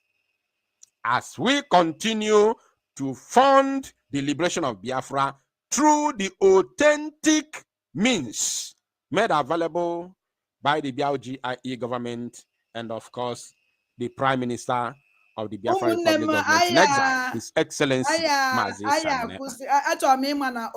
It is very, very important to let him know that we all understand that BLGIE oh my God. and Biafra government, Biafra Defense Forces are working hand in hand, and it takes finance to function as Biafra Defense Forces. So, if we begin, or not even we, me personally, because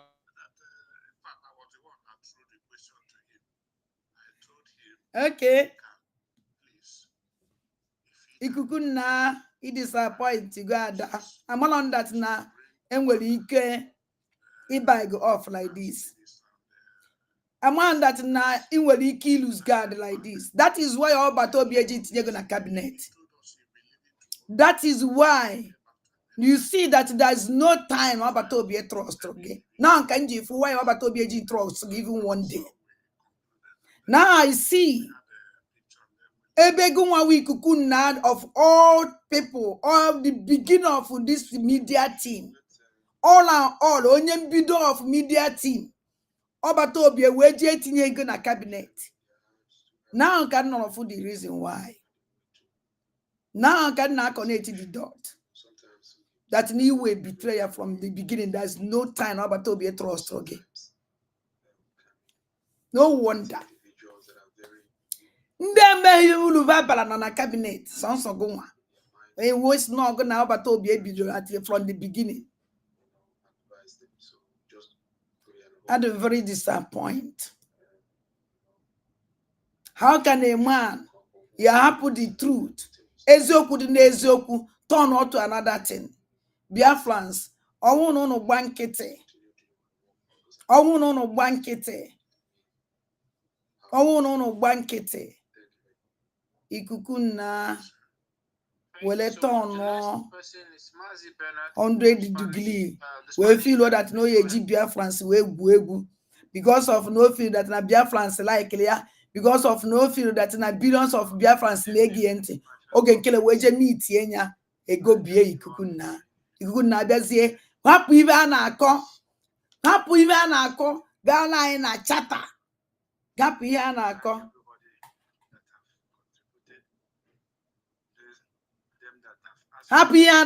remain adamant that he probably is not going to allow this. He said the unity of Nigeria is non-negotiable. That clearly indicates that he's not going to relent in his push to silence any voice of dissenting as far as that position is concerned. So which way forward to heal the divide between or amongst the Nigerians, especially on Biafra crisis? The best thing is to ask them what they want. I remember one time Professor Wole Soyinka said, if we can continue fighting Biafrans for such a long time, it's not long before we go to war, which is actually happening right now. Why don't we ask them what they want? And for sure they have voiced and have said it, that they want referendum. Why? Because for a long time, they do not have a mutual understanding with the rest of the Nigeria nation. They are not understood. They are marginalized for such a long time. They are not wanted by the rest of the Nigerian government. So the best thing is to take them to a referendum so that we know exactly what they want and separate them, if that is exactly what they want. Why? Because if you continue like this, these are crises not only in Nigeria, but it will have a ripple effect to the bordering countries. And with time, it will have a big effect to the African country. As I'm talking, Africa has the largest migrants to the world. It has the largest refugees to the rest of the continent. Why is that so? It's because of such crises that we can see in Biafra and Amazonia and other countries like Sudan. So I think before we even move forward, it's very important that we give or they're given referendum. From there, they can be able to sort out the rest of the challenges. And it's quite unfortunate because we have diplomatic missions in Nigeria. Why can't they take that issue with them and sort it out? Why are they quiet? Why is the world quiet when Biafrans are suffering? Why is the world quiet when we know very well that such issues can affect the whole of the African continent? It's quite sad, and that's why as Punchline Africa TV will continue talking to the world and saying that these people need a referendum. They're not needed. If you honestly you don't need me in your space, give me what Biafran government in their life tomorrow. Try everything to solve the problem and which we have been solving. Biafran government in their life tomorrow. Oh no way for I want so that I can Biafran government. Una jaw then when if I go no or need dissolve the cabinet. I would need I will be a member of cabinet. I will need dissolve the cabinet. When I have from inside tomorrow. I will be a member of cabinet.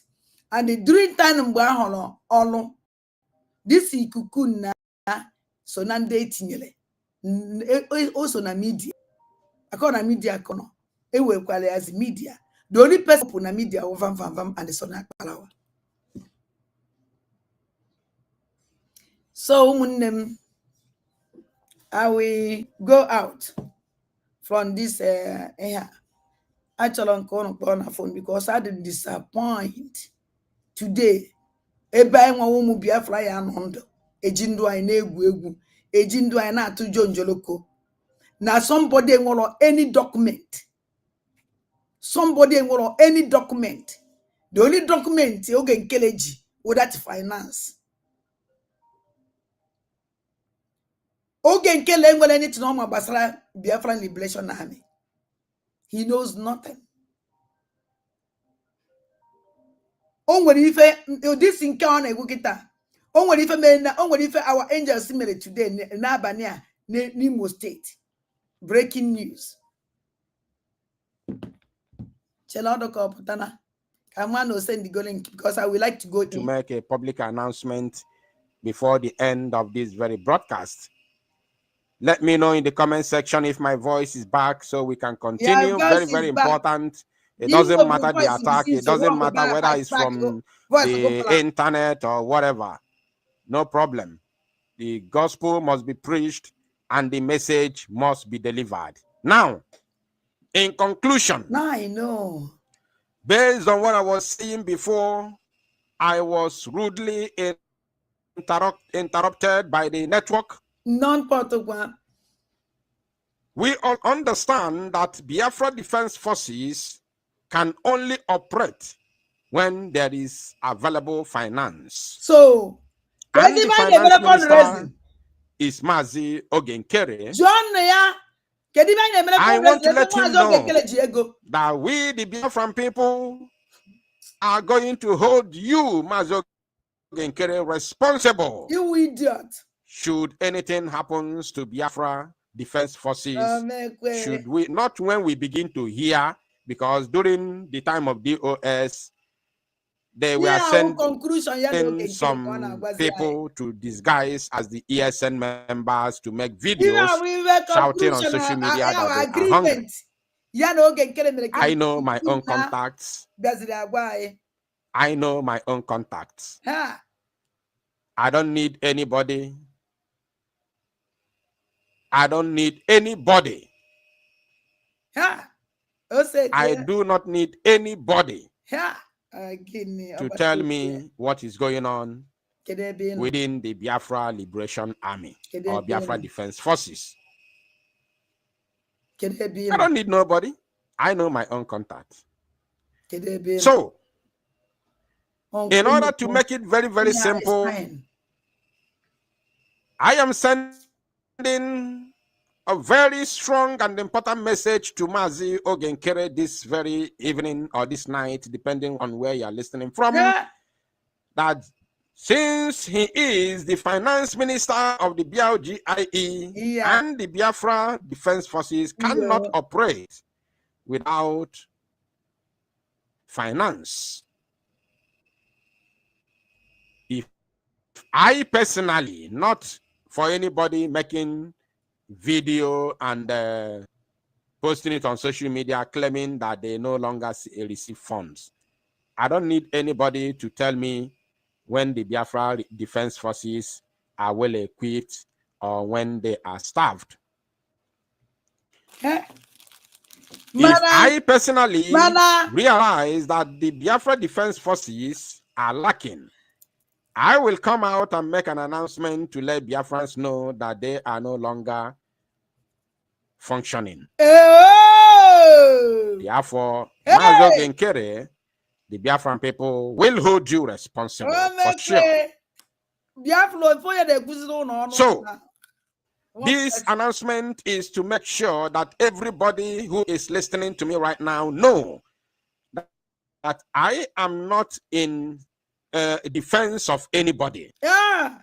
That's why I went straight to the Biafran Charter, which of course is what stands with Mazi Samonepa, which is what Mazi Samonepa stands with. I know. So, as we continue to financially support the liberation of Biafra through the official means made available by the Prime Minister and the Biafra Republic government in exile, which is officially known as the Biafra Republic Gov.org/donate, which is the official and authentic website to contribute and donate for the liberation of Biafra from the occupation of Nigeria. How much? We all know where the fund is going. Biafra Republic Gov.org/donate and IPOB in USA.org/donate remain the authentic website known for all Biafrans and the Prime Minister Mazi Samonepa is the only only. Any other thing is fraud. I said Inanukwa. only official and authentic website that we all know. If Ngozi Orabueze is hosting fundraising tomorrow or anytime that she wants to host fundraising, and they send me the link, or I see the flyer, and I see that the information there that the fund is going to Biafra republicgov.org/donate, I will post it. I will join the fundraising. Get and out! I will promote Who the fundraising. cares? Do you have your money to donate? To show you that I you have don't to donate a penny. side anybody. I'm only You're not standing siding with anybody, with what our Prime Minister said and what our anybody, charter said. Or just siding Not anybody. what Ogenkere is saying. Even if there is any vote, for now, nobody is replacing the Prime Minister. How can Prime Minister be arrested and kept in custody for only 2 weeks? He has already been replaced. Is there anything you know that I don't know? Please tell us. Let us know. A boast now. You're on a boast with the same boast. Okay, killing a boast to call a boast was here. Biafra United na achime ebe ọ bata obi no. Boast no get killing a boast ka ikuku na abekwa na boast pa. O nwere ka ọ dị na. Ke just no nwere apata. Somebody amara iru ye. Somebody amara onye owu. Somebody no underground. No ebe a na boast mu nwa weli ihu mu weli everything mutinye. Ona nno kita. Biafra United je ejebe nne ya na eri ndi na eme ihe niile because nobody know him. But I can't do that. So Mungwe Iki Nondo, Biafra Unite, and online no son on reborn I am a honyo. They control the whole Biafra because of Nakuru. Remember last 2 weeks ago. I'm not known or watching that program ebon a year ago. Now stream ye na chemege expire. I'm not no chetere. Now stream ye stream ye cause all him a men expire. And they get made too much. Maybe not from that place. Case we went to this guy. Maybe not from that place. Case we went to this guy. You could na with a 1 man when you're gonna make any gonna join in your haka. Can't we remain adamant that probably is not going to allow this. He said the unity of Nigeria is non-negotiable. That clearly indicates that he's not going to relent in his push to silence any voice of dissent as far as that position is concerned. So which way forward to heal the divide between or amongst the Nigerians, especially on the Biafra crisis? The best thing is to ask them what they want. I remember one time Professor Wole Soyinka said, if we can continue fighting Biafrans for such a long time,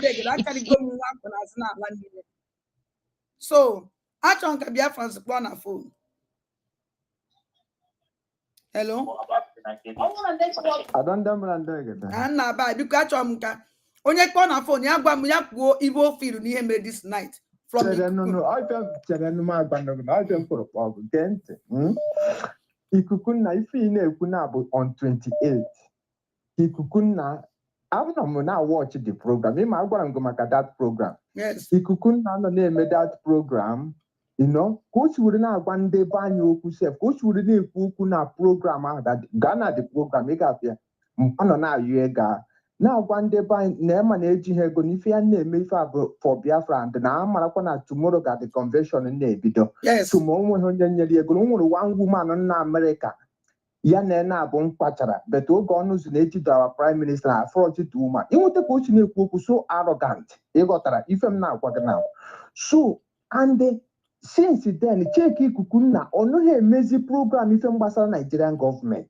In our exposition under her name, on here, Mezie. So, one I wonder, Simba, and that day, this guy named Batana program, also remove one exposition. All them to the animal talk coaching link motive, and many questions from Garajana. So, on name that program that day. This guy now, but again, Kerapatana that program. Or stop for that exposition up to now, or maybe that exposition or yeah, boss. Yes, now, go now this and that since then ya agba ọsọ onweghị nusoro ni and o nwere kepu somebody gwara m onye nyere m information na the correct na atọ ife m na afụfa na since na governors na-eme meeting for long time ata na Musa ebele nnukwu akwa si na the main problem Musa ha nwere na abụ media n'ife achọrọ bụ ka e collapse media mgbara ọbata obi Iran rọgodu ndị a ka achọrọ ka e collapse ka enwetagodu ndị a so nwee nweta ike mee ozi ọrụ underground masị ya sị m ya mụ na ife ya na-agwa m na mụ just watch na ife anyị nidigodu ka enwetasi those guys nọ na media na-enyere ya aka na aba na X na nsogbu dị na X na atasu na ife nidiri ka enwetara some people a ga-ego those media ọchọkwara ma ọ sị m na those guys na right a ga-ego ha media so mụ na-watch ife hai ikuku na-amasị nna oke ikuku nna na-ekwu ife ọnụ na-ekwu na why okwuhu the same thing during DOS nke DOS and nwoke and nne nna ya anya why ọsịghị onye ọbụla mba na anyị ga-akwụrụ na control and command why ọsịghị onye ọbụla mba not with DOS ka onye ọbụla nga why okwuhu the same thing now o nwere onye mmadụ na oke na ndị mmadụ na our boot nọ on the ground na na-agụrụ o nwere mgbe ikuku nna m pụtara here kwuo ya make this announcement and then conclude this very broadcast. If you can hear me, please let me know in the comment section. Very, very important.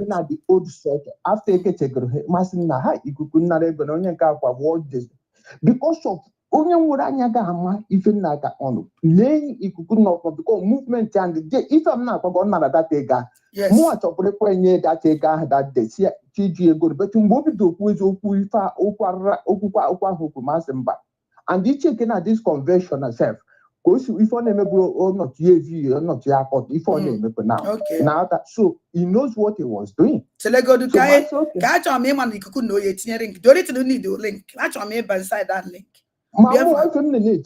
He's counting on him. I did not do this exposition that I did today only for me to come tomorrow and see that Woto is no longer happening on top of the zoo terrorists in our land. I did not do this exposition this evening for me to know or learn later that the Biafra Liberation Army is no longer functioning because of lack of funds. In as much as I am concerned, the Biafran people will continue to support this very liberation movement financially through the direct and official means, which is made available by the Prime Minister of the BIOGIE and the Biafra Republic Government in Exile, which is biafrarepublicgov.org/donate, which is official. Any other thing is false. Any other thing is fake, completely fake. They should tell us who sent them. You see, Prime Minister cannot be arrested within 1 week. Then everything is happening fast. The cabinet, the government dissolved, account changed, website almost hijacked. Who sent anybody doing this? Who sent them?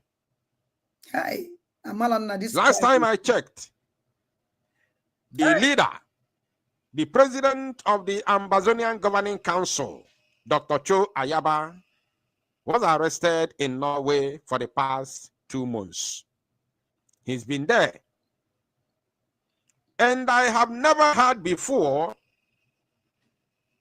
that anybody from the same Ambazonian Governing Council has come to take over from Dr. Cho Ayaba, knowing fully well that he has only gone there to answer for his dealings, which he is in a civilized world, and very soon he will be released. I did not hear that his position has been taken over. I've even started hearing that during the time of Mazi Samonepa. I have started hearing it. I had somebody who claimed to be a Biafran on the media saying during the time of Simon Ekpa, I was shocked. I got goosebumps when I swear, God in heaven bear me witness. Somebody said during the time of Simon Ekpa, just within 2 weeks, so it's not because the last post our PM made was on the 18th of November, and today is just 11th. Just 2 weeks. Somebody is saying that during the time of Simon Ekpa, I don't understand how it works. Oh, is it during? Nah, ka I pon na phone because on akuzi asịrị. Mụnwa chọrọ ka o mee ya because enwe m this time. Bono biko ụmụnne m onwe ife unu chọrọ. Unu ma my supplies and all these things na-eme na una. Kita ka m bịa na afụ na ọbata obie. Some decisions o take. Anyị na-ajụ kedu ihe o ji wee take this decision. Ọnwụ na ịnụ watch ya ihe niile ọbata obie na-eme. There is no time upon na Biafra United do not 100% good na media. O make it a carry this man along. Hello? Ada ndị bụ na ndị egede. Nna ọkpa na-ama njijiji n'ala. Ọjụ ga na awari. Hey, ọkpa na-ama njijiji n'ala. No, ọnwụ na Biafra sọkọmbụọ na nke a. Ọnwụ na Biafra mekịta sọkọmbụ, unu sọkọmbụọ. Achinyela m na aka enu. Ada ndị bụ na ndị egede. Ada gee ntị. Ka ịma jụrụ gị ihe a gwa dị early this morning ka onye sịrị ka m jụrụ gị ihe a. Gịsị mba na ịtọrọsụrụ ọdịnanwa nsị gị na ihe ji ekwukwe maka onye abụ na anyị anaghị afụ anyị amaghị onye ọ bụ ịghọtara. Anyị amaghị onye ọ bụ and my spirit na-agwa m ọdịnanwa ọ na-eklem onye abụ DSS agent ka onye abụghị onye Igbo. Ọdịnanwa abụghị onye Igbo. Onye na-ekekwe m tikere ya detuo o because onwe ike ime a full statement. Ọkwa onye nọ n'ala Igbo na-eklem ọ nọ n'ala Igbo onwe ike ime ka full statement wute asụsụ Igbo. Ị na-aghọta ị na-watch program ya ị na-ege ntị. So mana all this is ọbaghị uru ebe point m nwere ịjụ ya abụ ha na-ekwu this is their charter 27 charter ha na-agụ for primary abụghị m a lawyer because ihe ndị ihe ọ na-akọ kịta number one ugodi o nwere red flag could face. Number one red flag o nwegodiri ewu na gọọmenti nyere ọda ọ bụrụ na fake gọọmenti original gọọmenti na-agaghị enwe fundraising. Ọ bụrụ na ya na-enwe nọ n'itra ọ na-ekele mgbe ọ nọ n'itra o kwesịghị broadcast that fundraising that day. Nke a wugodi number one mistake o megodiri first. Then number two mistake o mere kịta ọ na-eme this exposition o wepụtara meseji COAC sendierie 2 messages nke ọ kpọrọ ya nke ọ sị na esendizie nonsense a na nke o sendirie call me COS 2 messages o sendierie mana ya na enwe wepụtara nke former finance minister Nwoke Nkere o wepụtara message from Nkere nke ahụ bụ number 2 fault o nwegodiri. The number 3 fault o nwere as a media team as a media ọ bụ o kelemụrụ ọwụ media ọrụ ya bụ ịnọ n'itra ọkpọ Oge Nkere ya mee interview Biafra sọ nụrụ ajụjụ ọ jụrụ Oge Nkere ọkpọ COS o meghị interview etu atọ ike media si wee mee ka ihe nye Biafra United ịkpọ COS mee interview promote Biafran cause ka ihe nyere ya si media and o nwere followers o nwere 130,000 followers ọ na-eklem ka ihe nyere Biafra United ịkpọ chief of staff of Biafra government in exile ka m hapụgodi United States of Biafra government in exile chief of staff ya bụ Ngozi Orabueze doctor ka ihe nyere ya anya sị media o nwere media ka ihe nyere ime ịkpọ ya na mee interview nụta ihe o kwuru Biafra jụọ ya ajụjụ ya na onwe ojụkwa ya ajụjụ de n'ọkpọ Oge Nkere mee Oge Nkere interview Oge Nkere ọpụtakwa gwa Biafra okwu Biafra jụọ ya ajụjụ nke ihe a na-akọrọ ihe asịnsị enweghị onye jụrụ Oge Nkere ajụjụ ha nọ na-akọ chata ị na-akpọ ị na-ekele ma abụghị mee lọya ndị mere lọ ga na-anụ ihe anyị na-ekwu ebe anyị kwujuru ha agwa anyị na ebe anyị kwuru adịghị mma But as a normal human being, as an ordinary person, even na job, come here, get a charter for prime minister. Yeah, go on, charter, chief of staff in the government. In that charter, chief of the government. Then after that charter for chief of staff in the government, yeah, go on in absence of the prime minister, I know here, and the deputy prime minister. When the deputy prime minister in that government.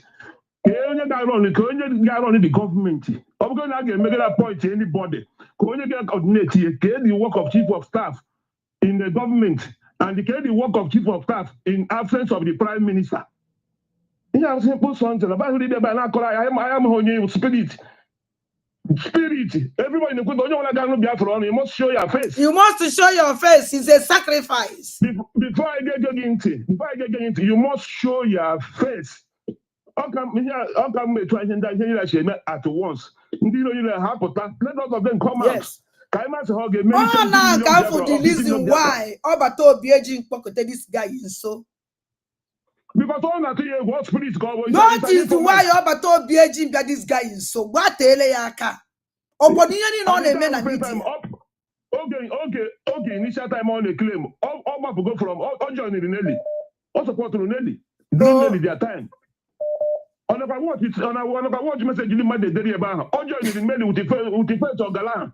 On the Yabon had a mechanical all joining in here you do. Monomy no underground, look at they disappear. So many attack, disappear. Ammonia must be born for months. Before Ojata support to Aqua Toby, I want to know over, so can I go do? So that all you are watching has to be a fletches on evil melu. Ya coach last month, before I got this convention, on the program, actually be the program I will be here. Not gonna just start analysis. Okay, boy on a phone. Yes. Na PM disappear. Give me 2 days. That's minute. Okay, boy on a phone. They want to the program. Yeah, on a live program. But go send a link. Okay, see, I need 30 minutes. Never on a call. Research you. I bring okay. When a hotel could be okay, my whole lot. Na hotel okay no. Okay, Chukwu Nkere. When a hotel could be. And when on a hotel Katata. Now watch it background here. Go and watch all the whole background. They book and carry on the program. All the different background hotel. Hey. All of that send their picture bridge. Send their America on Okaino. Ochelaino na Jamaica. Oh, na Biafrans banket alo awe me aye. When you also me mo na ma solinda. Device. Ma solinda lo reji wa no na France zuike. Umu no here and that will French citizen okwebe. Nne ma anwụ na o onwezighị. Nna m anwụkwuo ne. Adịna n'ihe na-ekwu. Ana m ihe na-ekwu. Camland up Vico, can hear very, very important. They put me here in the morning in a program. They put me on Twitter this afternoon. The government should not wait. There's no time to waste. As a man, we made all that.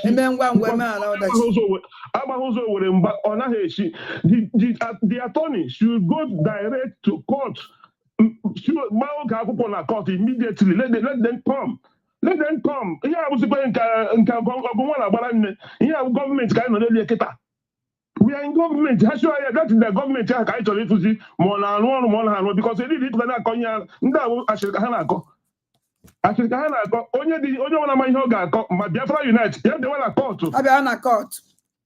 You have the one at court. And the court will America back account to the account on Nigeria or no. Account to in Nigeria. Account to in Nigeria. Let us see all the government here in our own true. Now, I have a United States of Biafra. This is the time they will show that in. Those in Nigeria, Canada, Kuna, Abraham, Finland, Hala, Bosso, in America, Canada, I can't do America came a period. In London, name broadcast, and you kidnap oil in Kenya. In America, Haga, I gave by the meeting in a court. Let them come. Come up good here, because I don't make it on. Nando. Hi. Oh no, we are not even a that somebody I like so much. I like this man with hope na onya mother. A man that na ikuku. Hello. Adadiram. Onna madam shock this night. Good evening. Good evening, Nam. Good evening. Ademma. Hey! Kamara and the father is trouser.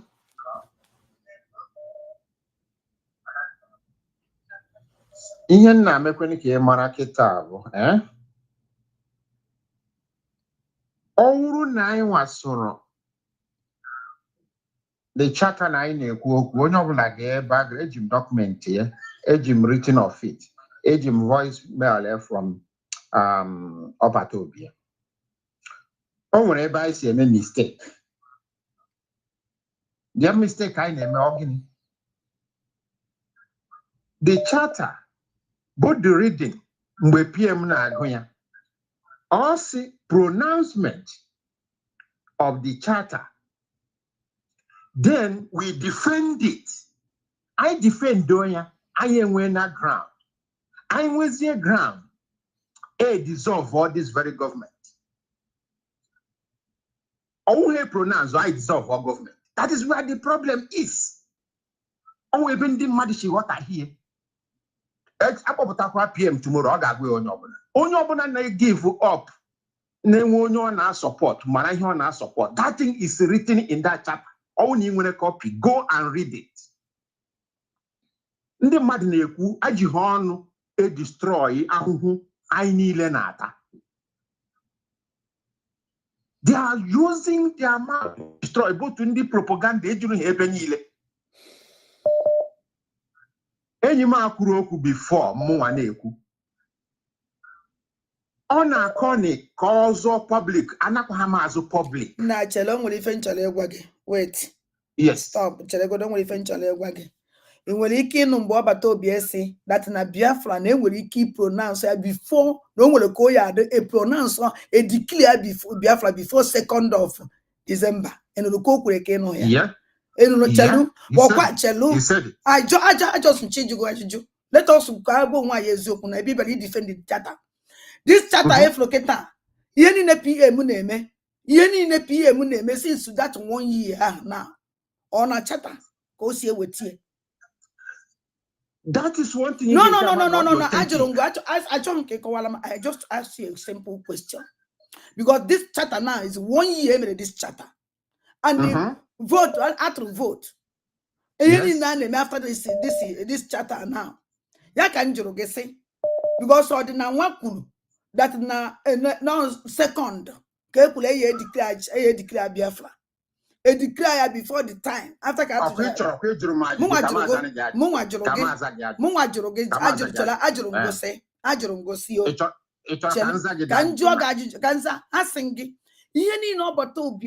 the Nigerian government up to today when so my fundraising on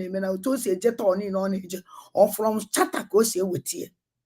Because I heard on a more fuma. Oh, because of on a more fuma. I heard not. So this I told me as this man again no doubt how I will not name of ma. Can this even go say that na COS not will take over and I am more for ma. Hello? COS better after I'm not this idiot can people I call you again.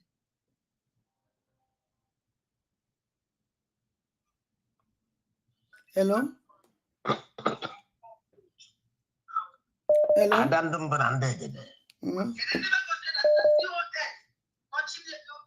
Oh, what happened? In a wood, when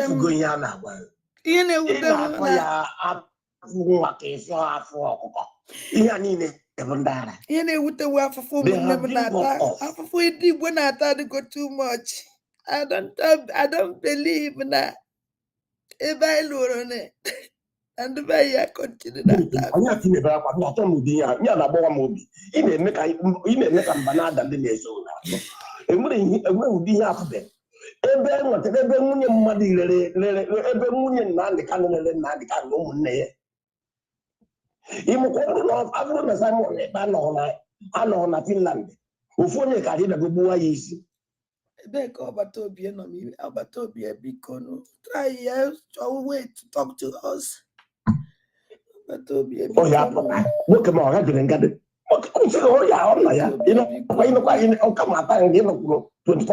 social media, and we know what is happening. And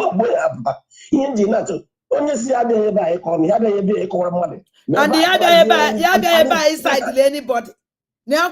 This man, I'm one on that na ikukuna, I'm one on that na Biafra Unite. I'm one that na Biafra Unite. When he kills so this thing. That is it.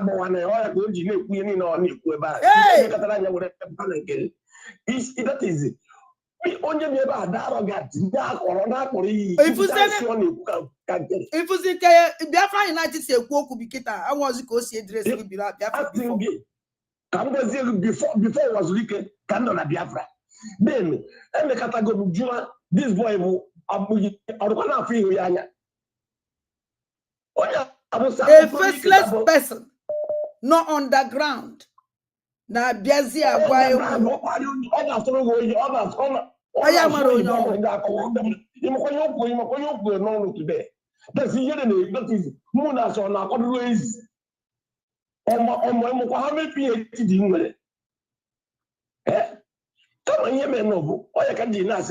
no wonder.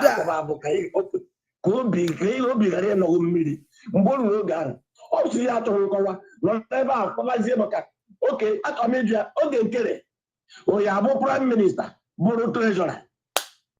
I'm Biafra Unite.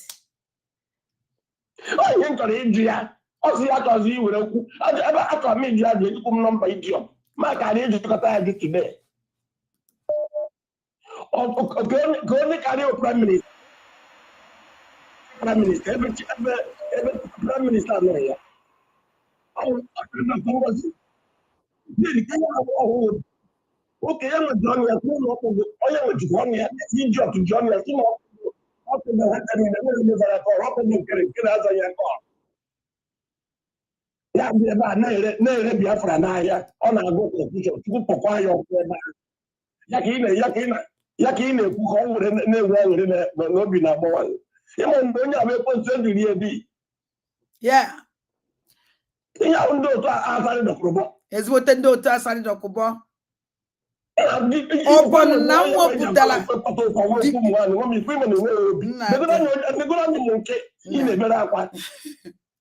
no.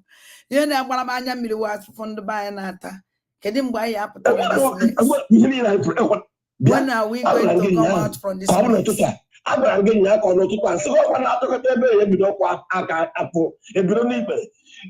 look at the rubbish, it wouldn't the kind of or to check. You can go to Simon, like Paddy to do no game. Now,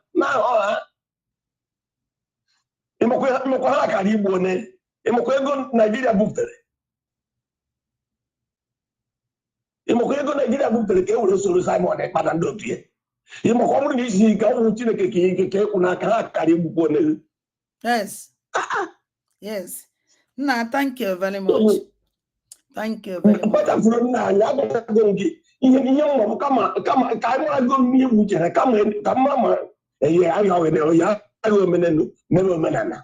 Nah, thank you.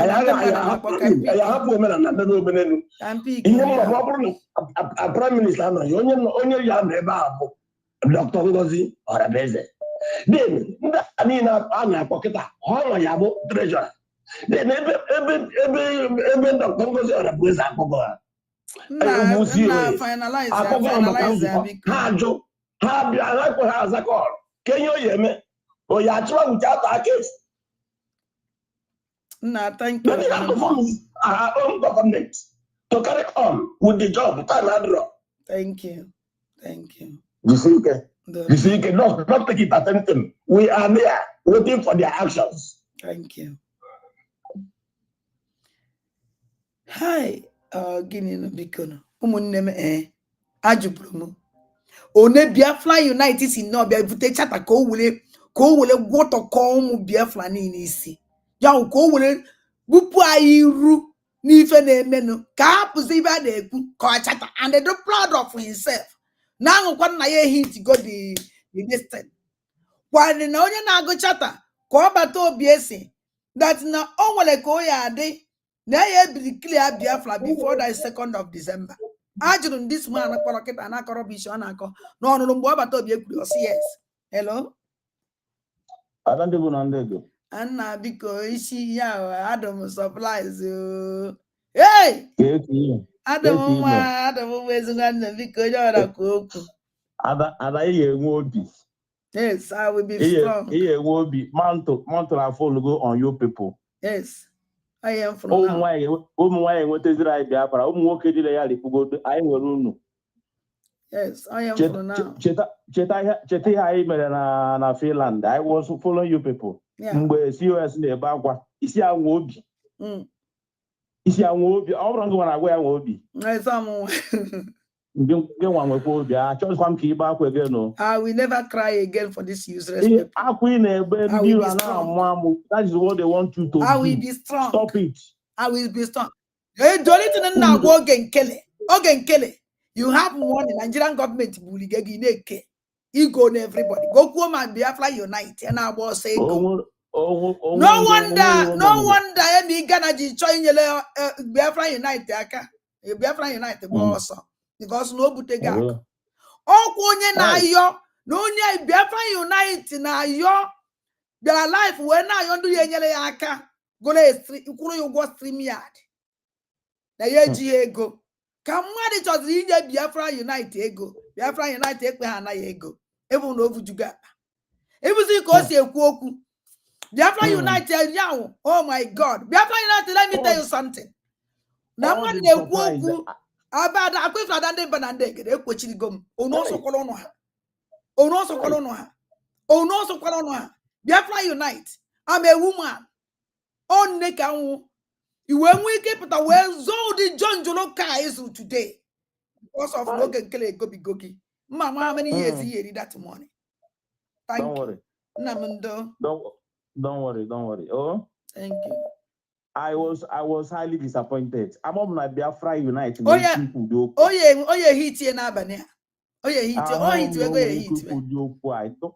I couldn't believe it. In a one, he take it on a cousin, cousin. Why? Oh, Chile, you got to carry a banana. Nanya, Ketakra. No, I think cable power. Yes. Don't worry. Yes. Don't worry. Yeah, Biafra, go. Yeah. Thank you. Yeah, Biafra. Oh. Thank you. One. Hello. Hey, Guinea.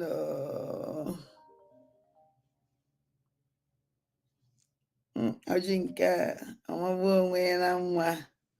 Hello. Good evening. There was an unknown day. We don't want Nigeria. And there were because you see me, Kenjaba. Uchore gwago wo ibezi akwa anyị nwa na ebe ka anyị ga-emeji. Ibezi akwa anyị nwa nọ Nigeria no Biafra land ka anyị ga-emeji. Ọkwara afụfụ ọnụ na-ata ebe anyị na-agbawa m obi. Nwada, ọkwa ifuru ikuku na eto ikuku nne. Mba wazikwa ikuku na ajọ ikuku ka ọnwụ. Ikuku alụrụ. This guy was booty. I'm not this guy. Even as who know that your fabu de nye no let your fabu de go everything. When our fabu de mere even in I believe you.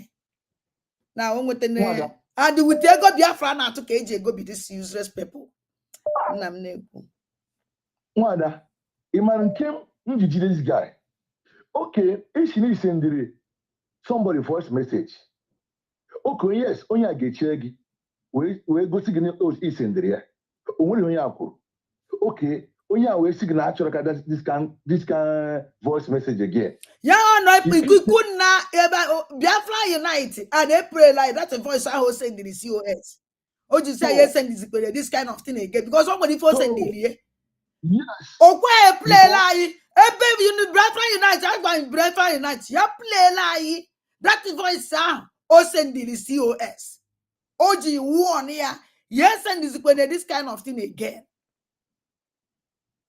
Wada, yum chori gwunu onwe ji number this jota onye iwu this ikuku na ya ịma ibe ọ gwara m onwe mbọsị mkpara na phone after ka this thing me mkpara na phone opike wee leave ole voice message si ya biko ya a support kwa na nwoke ya support kwa na nwaanyị ya kwuru n'eziokwu ihe a message leave ya biko because na anụ na o nwere program o mere na odo na megebe that program biko ikuku na kwurukwa n'eziokwu ihe leave then ya ma wee reply ya back that na hey edibe no okwu o nwere okwu ka ibe no echezo ana m ya ma wee reply ya back sị m that na ọwụ na ọwụ mụ nwa onye sendilie that na eyele ha reply m ya na ọwụ na ọwụ mụ nwa Libya ji wee reply that message for the first time ikuku na igwa m okwu like this.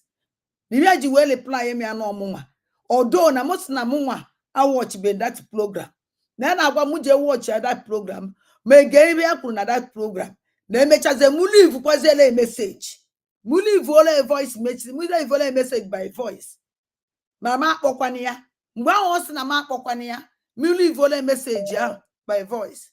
I say this man at all no now we divide go now up go na line just nyere just merely up you yes also and mo wan woman akpọ because that's not what I'm saying mo leave ole voice message na ya na he take the call otu aka osikwe na ya na he take the call kita mo leave ole voice message ikuku na ọ na nkpọ opike esuzi na ya na he take the call no zi mo leave ole voice message and no man okwe change go just merely up you that is them when we record and I didn't watch that program forget about it because I'm an underground ojere a meeting meaning that no ya strike I know and don't many Wada I want to water this guy gets it up yes why you go set up okay he send our sister voice message. Okay, our sister will make our pogo na WhatsApp call. Now, if you miss call, if call your back, it's always okay, send through okuko nkige we iwe. Osuna our sister by the phone. May somebody send them text message this evening or we again follow this guy. God follow go be this program. I'm going for this. That a particular no mecha go so actually no mecha go live because actually me will a particular that place I hope call now we may live. I took it. Each of that place I hope eventually each of that. So okay, all finish go live. Chele. And John eba hope that first. I told you after that voice.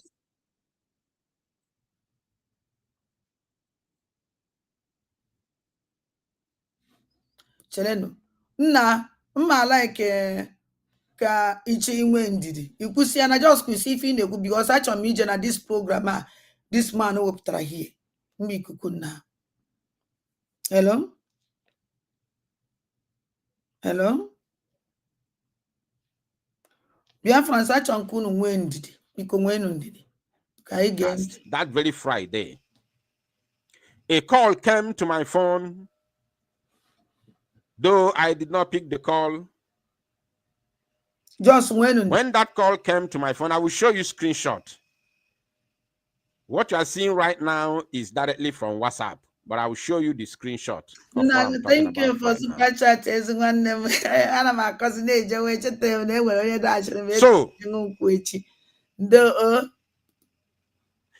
he told me, call them. I said, okay. That very Friday before the broadcast, that call came because I have limited the way I receive calls this time around. You see? So I did not pick the call. I have not picked call from other people. And then if I no only me to go. Good wife that I can never lie. When you make a chat to my say, when I make them mad. I will now when I boss you can make CPA. When na because near limit go she pick call. Can you see family your limit ye or to a pick call? Can you million kind of negate? Just that on me play this particular place. This man play up to this. Kaifu game. Biafra United is here. Biafra United is here to destroy the whole Biafra. To destroy the whole Biafra. Now, you could Biafra Unite and then a queue. We pose Ogen Kele. Managwa Biafra Unite. Na Biafra yesiru no gija. Unless no Biafra game monte. And I Biafra game monte. Famara that na ye kwesigo ikwechiri. Kwechiri say ike we sibele Biafra Unite. Now this is blackmail and lies. Oh you this night. Biafra United the channel way anya. Odianko nwere ike iji mu chata we deceive you. How many billions of Biafra? Since Ogen Kele na ekwu iwe na ekwu na social media. Ogen Kele ekwuru okwu chata. All the warrior rubbish nonsense ya na fire. Enwere nko na ekwu okwu chata. Ogen Kele na ekwu no nyanwa na azu umu Biafra. No nyanwa wonye ji this struggle. So if Biafra United bịara ịgwa anyị n'oge nkele kezi Biafra United na-ewepụtazi ego na-ewepụtazi ebe ya na-akwụ ụgwọ ka ibe Biafra United ji ego a na Biafra na-atụ eme ebe oge nkele ji ego ebe oge nkele we onye na-eme ibe ji ahapụ na Biafra land wee ji achọzi ka Biafra na-atụkwa ụtụ again jụọnụ Biafra United. A faceless woman be don't go on your monyo. So now, Yanona here. A faceless idiot, mamma on you. Emoriru, no mother. I'm on a criminal. Then when he king go or lay Biafra. Now don't know among themselves that Biafra Sabaka go the movement of this man. The number sent me a message. The number said, COS, call me, COS. I will show you a screenshot for evidence.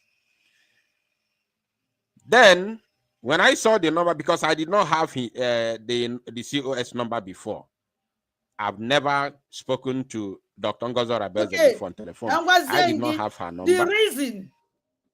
The reason, Odumuko Mungwarudu, Omunga COS number. Biafra Unite. Mbunwa wadande banandegede because COSI ejina number Biafra Unite. Number ana form group of the media team. Wagonwa di kefi no na the COS na kwa kobia kwatara ya onu ya COS e woro time. Munwa wonye nyele number Biafra Unite. Ando munwa wonye gwara ese kwa Biafra Unite. Kebe we keep the whole media team ni no. All the reason why you send the number some okay. If no kwa COS kwa also that natural. Any media will naturally no inside the Biafran government. Bonya. Ni awe volunteer work. And the actual mother is saying that in young sobu. You say about Biafra Unite. Now Biafra Unite was no. Nanjamu onwe not good in the media. All kwamu wonye cause this problem. All kwamu wonye cause our COS problem. All ma happen COS. This rubbish can never come out today.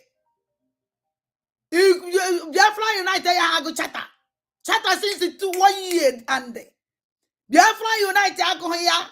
Wakwa Biafra ne kweka chata at least ona go ni abato bie. I will not be against the chatter.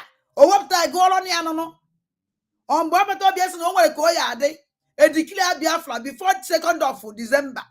Which in Obatobia they were steady because Obatobia now watching the movement of Nigeria. Now watching the movement of Nigeria. Or where's no one Koya that is 2nd day when he can declare Biafra before 2nd of December. Biafra United and Edge of go chatter go all Obatobia now. On Edge of go on ya. Now, all you Biafra Unite, all Banyaka, Chief of Staff, Biafra Unite. ka ọ jụọ ya na ọ dị interested itinye na na media which na emechala m ama na o nwetara ya ama na o nweta ihe ajụ m ya mfu ya afrom Biafra Unite na media ya na group of media tinye ya work ya na arụ no under Biafran government mụ nwache na o nwetara ihe ajụghọzi m ihe mụ na ya kpazi anything about it gwanezi anya ebe ọ landịrị ya today ọ gwakwara m ya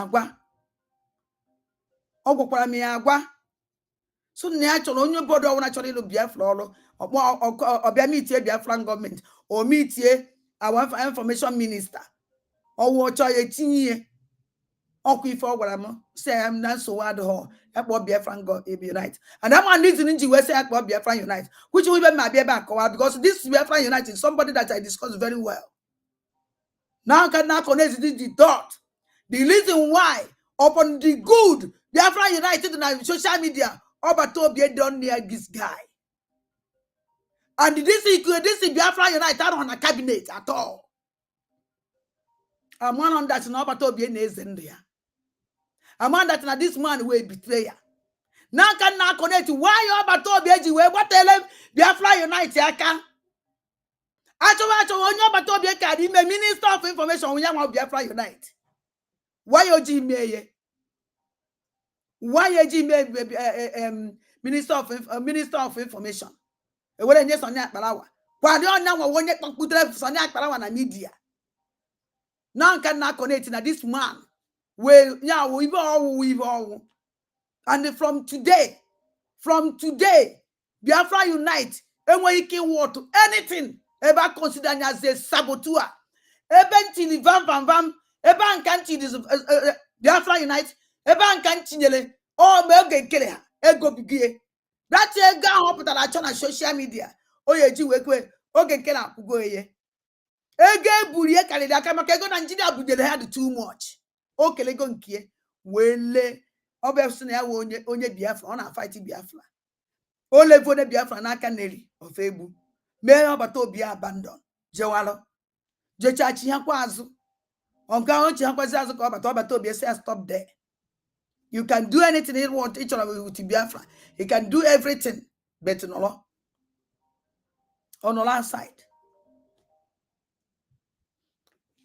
When I saw that message, then I saved the number. So, but I did not call because I made it clear that very Friday evening that I don't want to speak to people because I've already received a lot of calls from different camps. So for these two people, for me, as far as I'm concerned, what I want is for them to come together. Let them speak to us. Okay. Let them pour out their heart. They receive a lot of calls from different camps. I'm on the camp. When you go on from camp Ogenkele or camp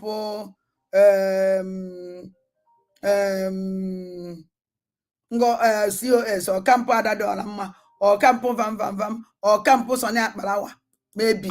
So that we know where it pains them. So that anybody who is alleging anything against one another, that person will be able to defend his or herself at that very point in time, at that very moment. Not that you call me, you tell me your own side of the story, and then condemn another person, and then that another person calls me and tell me his or her own side of the story in order to condemn the other person. Then you are making my job very, very difficult. And as debut number, I cannot render judgment with the word of, or when I hear from one person alone.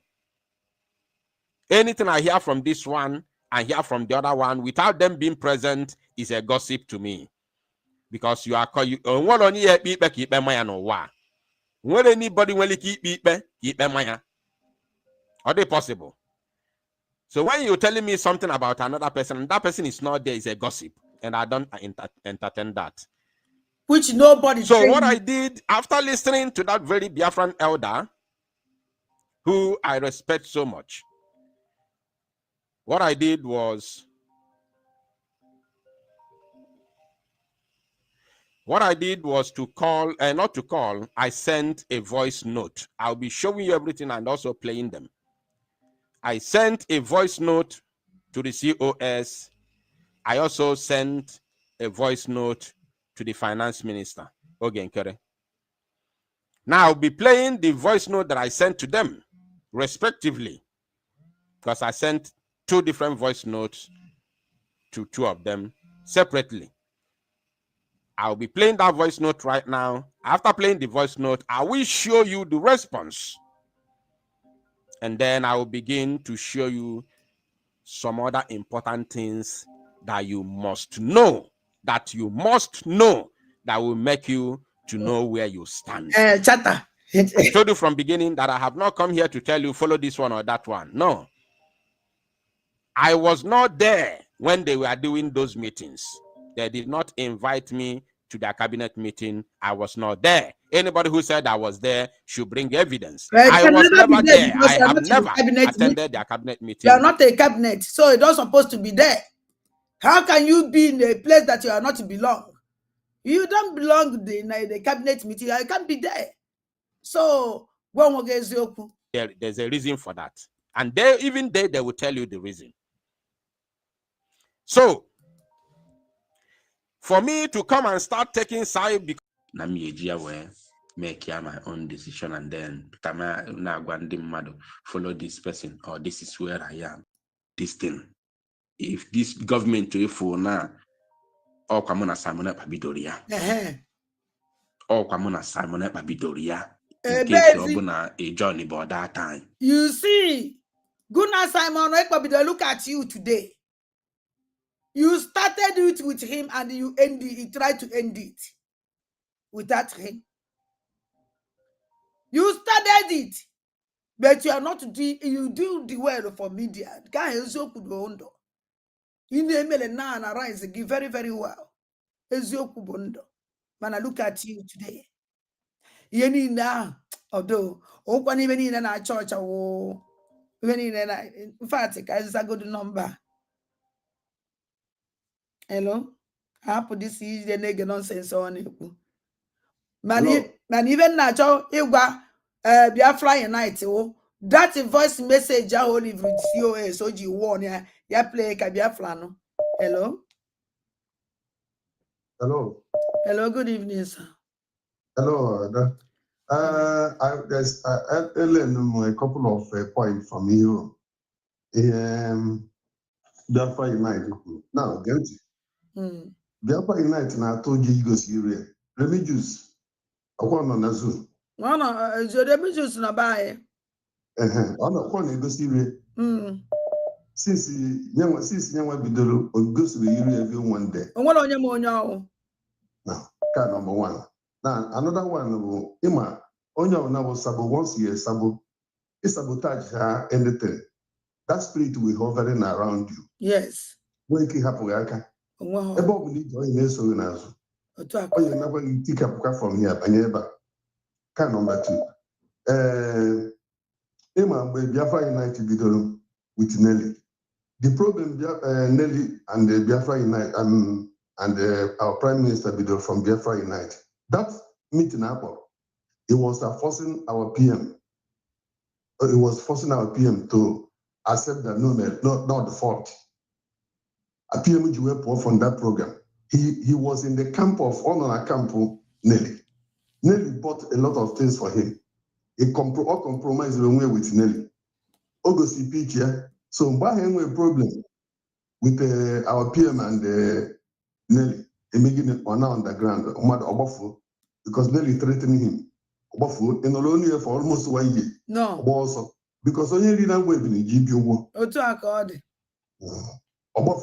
Megide, Mogu na akumehe na onwezi ego, oputapa yokwa biko, enyepi ego, Biafra tukwari ego. The same thing, vam.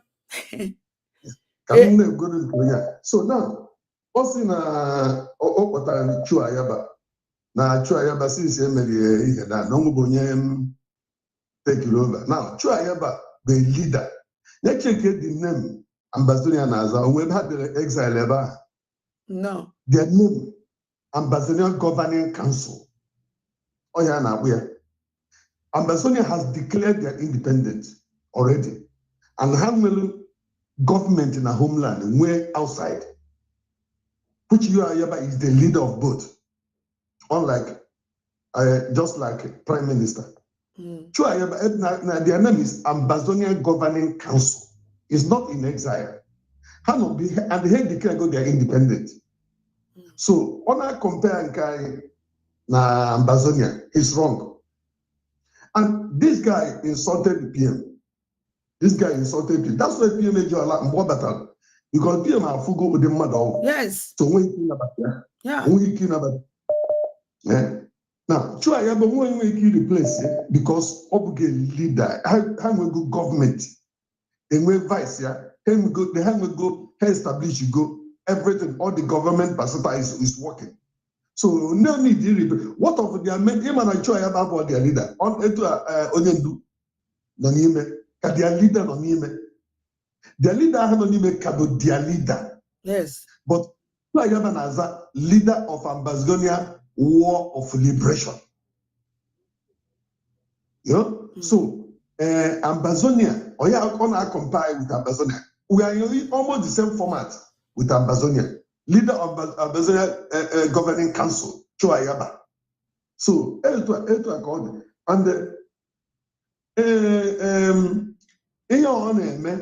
Bono enyegi o kelego kenki. Yeah, o kelego nkie. Yes, o kelego nkie. So, Olego Biafra. Onye gba bọọlụ ọlacha oloma. Onye gba bọọlụ ọlacha oloma, yes. O kelego nkie. So, ọ ya agba n'egwu, onye na-agba n'egwu, ihe agba n'egwu no ka esi na agba egwu gịnị. So, etu ọ na-agụla ego, ọ ya perform. Ọ perform oge nke agba ya film okiri. Ọ perform Oji ori amwe bi oji wo so perform oge nke agba area film okiriwe. So nya gaba ebe ọ na aga nya me not them surprised. I don't surprised nya what na got to this side. And we never trusted him. It's not that Biafra again. We never trusted him. We able join us no ya di ya na ebe ka ya no. No on ebe ọ echi wapo. Ọ ebe. Ọ nya bi du, ọ bi du ọ join bu du. Only if you do one ọ hey! Often I hope I about was in the waffle. Oh, Kita can be an connect is the dot. Why you about to BG we what this man aka? What aka? What aka? Upon the end on ne? About to be didn't trust this man even 1 second. Never. Oh no, you go and say the surprise. We were not surprised. Ndi monyo. Onye wo Nelly picture. Oge ji gbafu bilazi gbakata gbachara ha akwụkwọ oketa okweze egosi oge nkere fotie mana oge ha ma n'oge nkere ahụ enye na editing without enwere ihe deposit. Enwere ihe deposit exactly. Maybe no deposit gwara ya na aba na face to face. Ọ capture ihu ye. Ọjọọ ihe ma ọsọ again. Mba ọjọọ. Na thank you. Oh, thank you my brother. Chukwu gozie. Gini. Hey. Hello. Good evening. Hello. Good evening. Hello. I want to try about to ABC watch mgbanyo biko onye ọzọ biko. I can make with Adadorama. Okay. You can not go that na imana okay this good evening. This man made this program for Biafra Unite. Yeah, but ebe ahụ isi watch ihe agba ya. Okay. Because I want enye nsogbu a. Okay, sorry. Yes, ana m anụ ihe na-ekwu. Okay, ịma na oge that Biafra Unite na-eme program ya.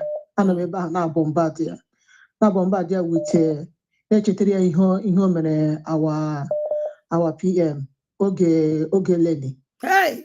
Oge anọ m ebe a na-abọmbardị ya ndị ndị otu ya asị na ọ asị na m na-asị asị nsị ha rawagbusie ha niile ebe ahụ na ọ eziokwu ka m na-ekwu ndị makwa ihe m na-ekwu oge ahụ ndị nọkwa oge ahụ ihe a na-eme na-ekwukwu ya dị ya si yes na ọ eziokwu na ha echetego na ịma na once esabo ga-awụsarịrị esabo yes once esabo ọ bụkwa ha na ga-awụsarịrị n'ime isi ahụ onye ji ọwụ sabotage kwa eke yes because na okay ile ha niile anya now ha niile sabotage go our PM ha sabotage go our PM ha niile sabotage go our PM ma sori akparawa o ma nke na-akpọ onwe vam ma this Biafra Unite now ha niile it was so insultive you go to insult that very day I watched him put on that program that very day if you go to we insult our PM that very day PM juwe we size na that meeting ahụ wee pụọ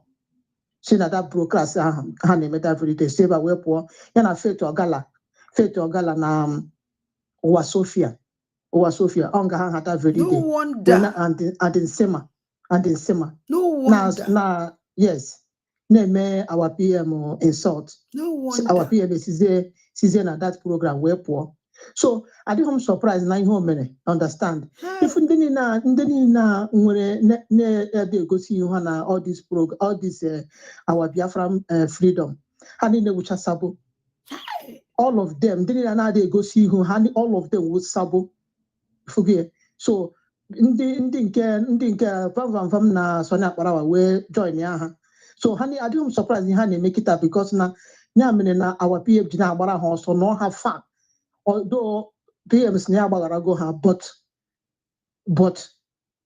ọ maka o si asị na onye ya na ndị iro onye ya na ndị mmụọ erikọta nri na-eji ogologo ngaji eri nri so ihe edocha ogologo ngaji aka PM yuzuru ha because ọ matago ote mmadụ ha wụ onye hụrụ na-epile ihe a na so I don't surprised and Biafrans adịghị stupid Biafrans are wise yes Biafrans are wise you know also ya media Biafrans mana ọsabụ ka ọ because ọ kparigo our PM before and onwekwa opportunity ọ ga-akparịkwa ya again o nwetegwa the opportunity yes and if ka o si ekwu okwu onweghị ọmanas if ka o si ekwu ọwụ that goes Adam surprised if Biafra Unite ikwu okwu like this Adam surprised yes onweghị manas onweghị manas atọ ọ dị very very rude ọ dị very very rude ọ dị rude onye nwere ike the person nwere ike ịkparị our PM kedu onye na-agaghị akparị so the new Biafrans adịghị surprised that ihe o mere today so onye ọbụla dị ready na-eche na-ama na as far as no pụtara that fundraising ha mere that day that fundraising yes ndị aka onye ọbụla si wee wepụ yes that fundraising ha mere ndị mmadụ onye ndị people akọme ya wakọnde ya ndị mmadụ talk ndị mmadụ na-agwa ya that day that very day ọ nọ na that ya ndị mmadụ na-asị hey Biafra ya na ha dịkwa disappointed o na ha dịkwa na ha believe kwa na o nwere ike pụta ihe ọ sị na ya achọghị side anybody mana that very day of that fundraising o gosigo ndị ọ sọpọtụrụ o gosigo Biafrans ndị ọ sọpọtụrụ as far as na o mere appear na that fundraising that very day that day ka Biafrans ji wee wepụ aka n'arụ efugie so we just wait to obi Biafrans abụghị they are not stupid Biafrans are wise they are very very wise so they know what they are doing ebe ọbụla our government nọ ka Genu Biafrans na-eje majority they are just but few people majority na ebe our government nọ and our government kaima and nobody will donate in that their evil account ha oge nkere that two account Biafrans enwe ike itinye ọbọdị ya ọ na that mandate account ka onye ọbụla mma for now because that mandate account abụghị a new account it's an old account formed by our able prime minister so onye ọbụla ma about it so Biafrans are not fools onye ka nsị ka mee ka m tiere so enwere iwu atọ people ma Biafrans are wise adadị ọra mma okay ihe na-eme anyị likere ya Chineke ga-agọzi gị agọzie Genu Biafrans na-eso gị na-anọta ihe ị na-ekwu ịnụna okwe n'iwe ka Chineke gọzie gị gọzikwa Biafrans niile na-ege anyị n'onu this night onye ọbụla ka ọ mara onye ọbụla mma daalụ bye bye Hey, ole. Hey, amanna nwoke ahụ otolo. Ego one ka akwụlụ Biafra Unite.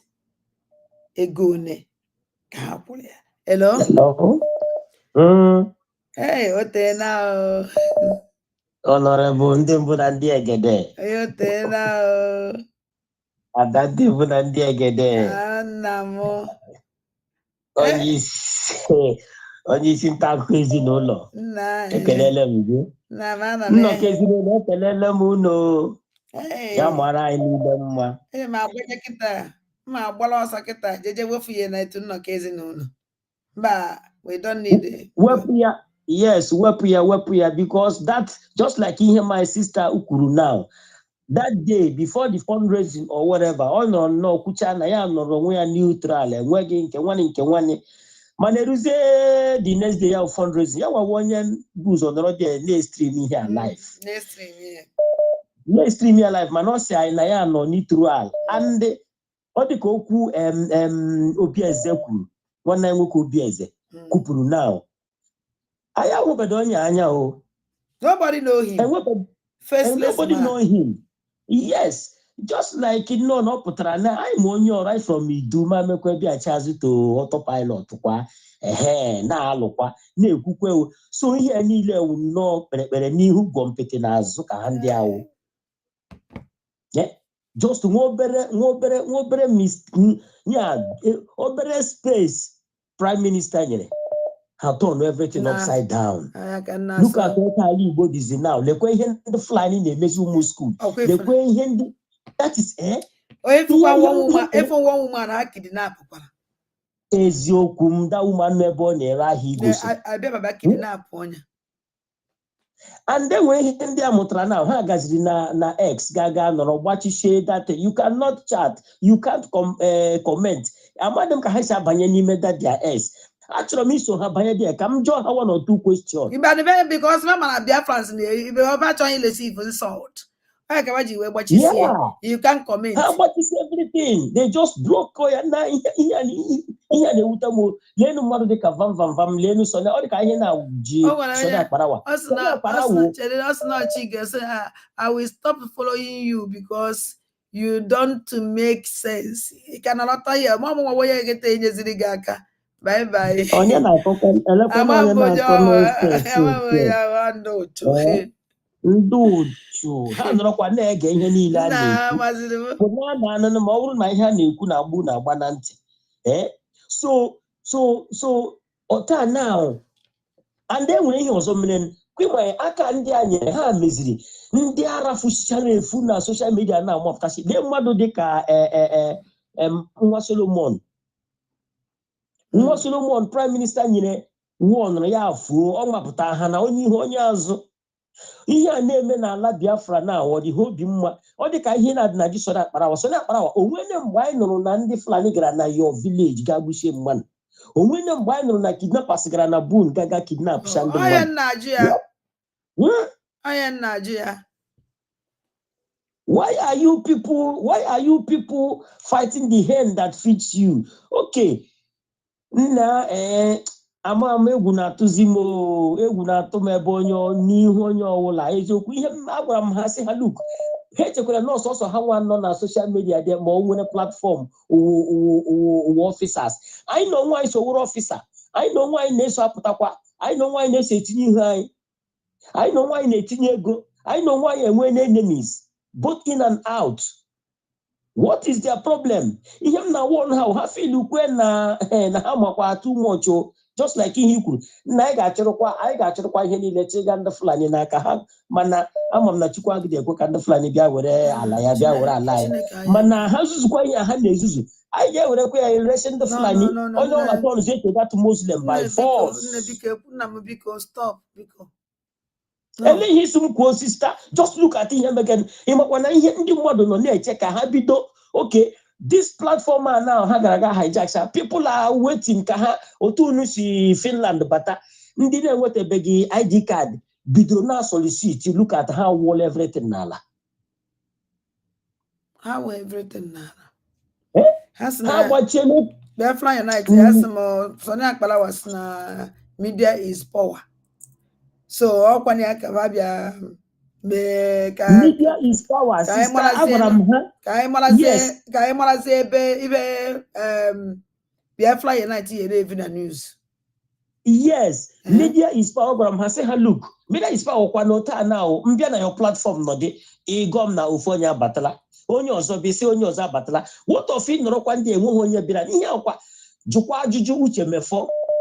Mgbe uche mefo fidiri n'ọnwụ nke uche mefo mepe platform ya even onye ọbụla even ewe edemede dechie ya anya.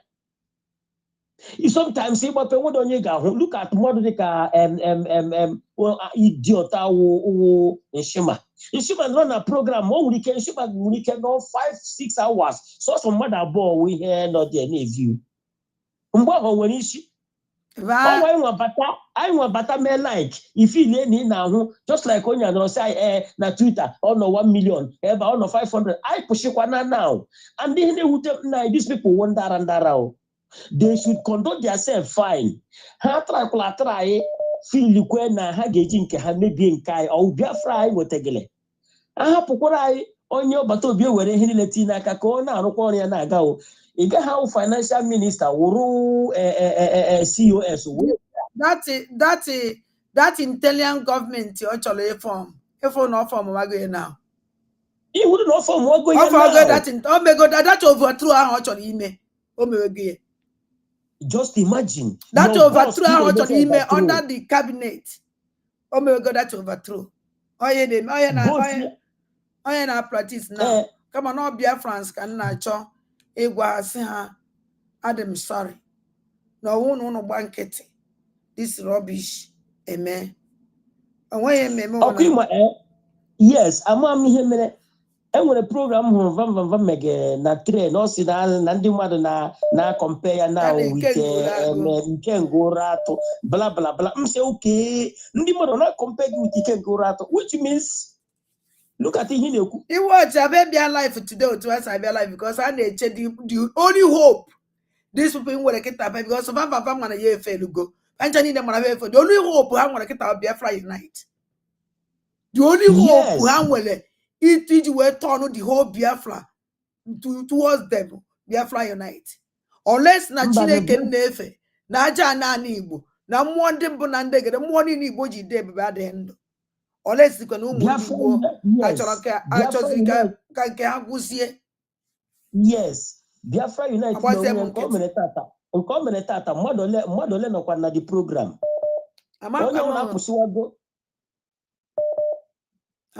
na-apụsịwago onye ụlọ apụsịwago and ha mara na look ha filile na ha nọ ha agbakwala ọsọ na YouTube ozi na that X ka ha na agbala ọsọ na YouTube ha agbala ọsọ na YouTube na X ka ha jere na ha nguzie blockzie X you can't chat you can't mana no wahala ị hụrụ Akachukwu Di Ya na o nwere ihe ikwuru si na mgbe a na-eme ihe ije ọsọrọ hapụ ha from there because o nwere ụdịrị asị mmadụ ga-atụ ị ga-enwe platform ị gaghị edibunwe ọ maka na ị nwere this your platform ka iji na-edibunk ihe ọnwụla ekwuru na-ekwuche onye ọra na-ege ntị ụdị mmadụ anyị na-enwebe kedu ka Biafra Unite ji bịa hafụ ibe a na-akọ weje bute chata ka eji asị na ibe edere na chata ihe na-ese okwu oge nkene nọ na adị Biafras the kind of insult and the Biafra Unite no kweba we disgrace Biafra again by in ekwu no oge nkele no ya nwa na formed no ya nwa na eme ibe niile na eme ọ na happen no ya na eweta ego mana ọ na ebe a we na ekwu na eye eme fundraising on Saturday ka ezigbo uche Biafra ebe finance ebe oge nkele nwere ego gwazie nnum why be je disturb Biafrans why oge nkele nwe ike isi tie akara akpa weta the money we maybe ibe ọ na-eme ha na-ekwukwa okwu fundraising ebe somebody na-agwa gị sị gị that this to struggle no anya nwa onye ji enu no anya nwa na-eweta ego no anya na-eme everything even ibe eme na Finland no anya nwa Biafra Unite kwukwara ya ebe a now ị na-ekwukwa m okwu fundraising on Saturday Lenu the other day, yes, the other day, so that parawa no na say, you na say, well, imagine na nkere na ndi friends ya wuchanya obi kubana handia baba ribe na ya were nke na etie na struggle na Biafra o letiri mi ihe ọ na-eme agwara m ha $1 nyere $1 mmadụ nyere na buy $1,000 nyere $1,000 mmadụ nyere na buy $2,000 nyere €2,000 mmadụ nyere. Gịnị mere o ji bịa ma ọgbasa bịa ma akaụntụ? Kedu ibe ọ na-agbara ọsọ kwa bịa ma akaụntụ? At least o kwesịrị ime akaụntụ. Gwa Biafra nsị mara ego niile aba na edonate kedu ibe eji eme oge nkere gba ọsọ o mee ndị akaụntụ. Biafra Unite hapụ ihe niile a na-akọ eziokwu niile kwudo ka ibe a bịa ebe a kọrọ bish kọrọ jena. Nah, thank you, Kanzonya.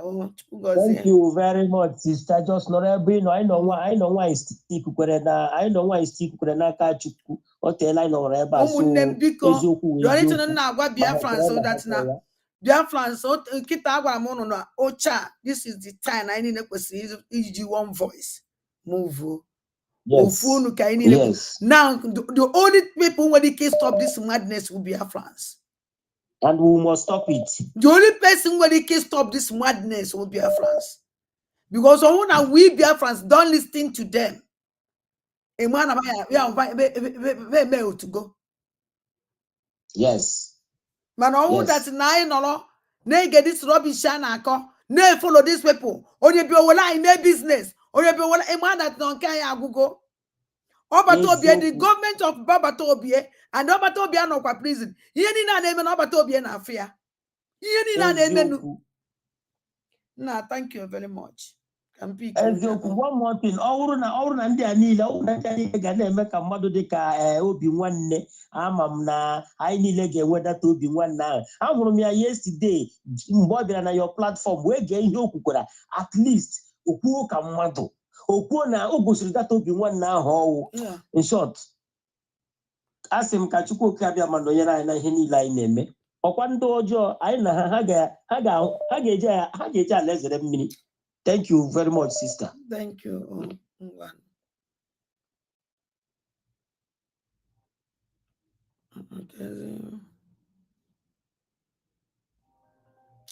I can pick your cotton. Hello? Nah, Biko, what ABC I watch? What ABC I watch? Can I them my Biko? I don't think what I'm there. Anna by Okotaka.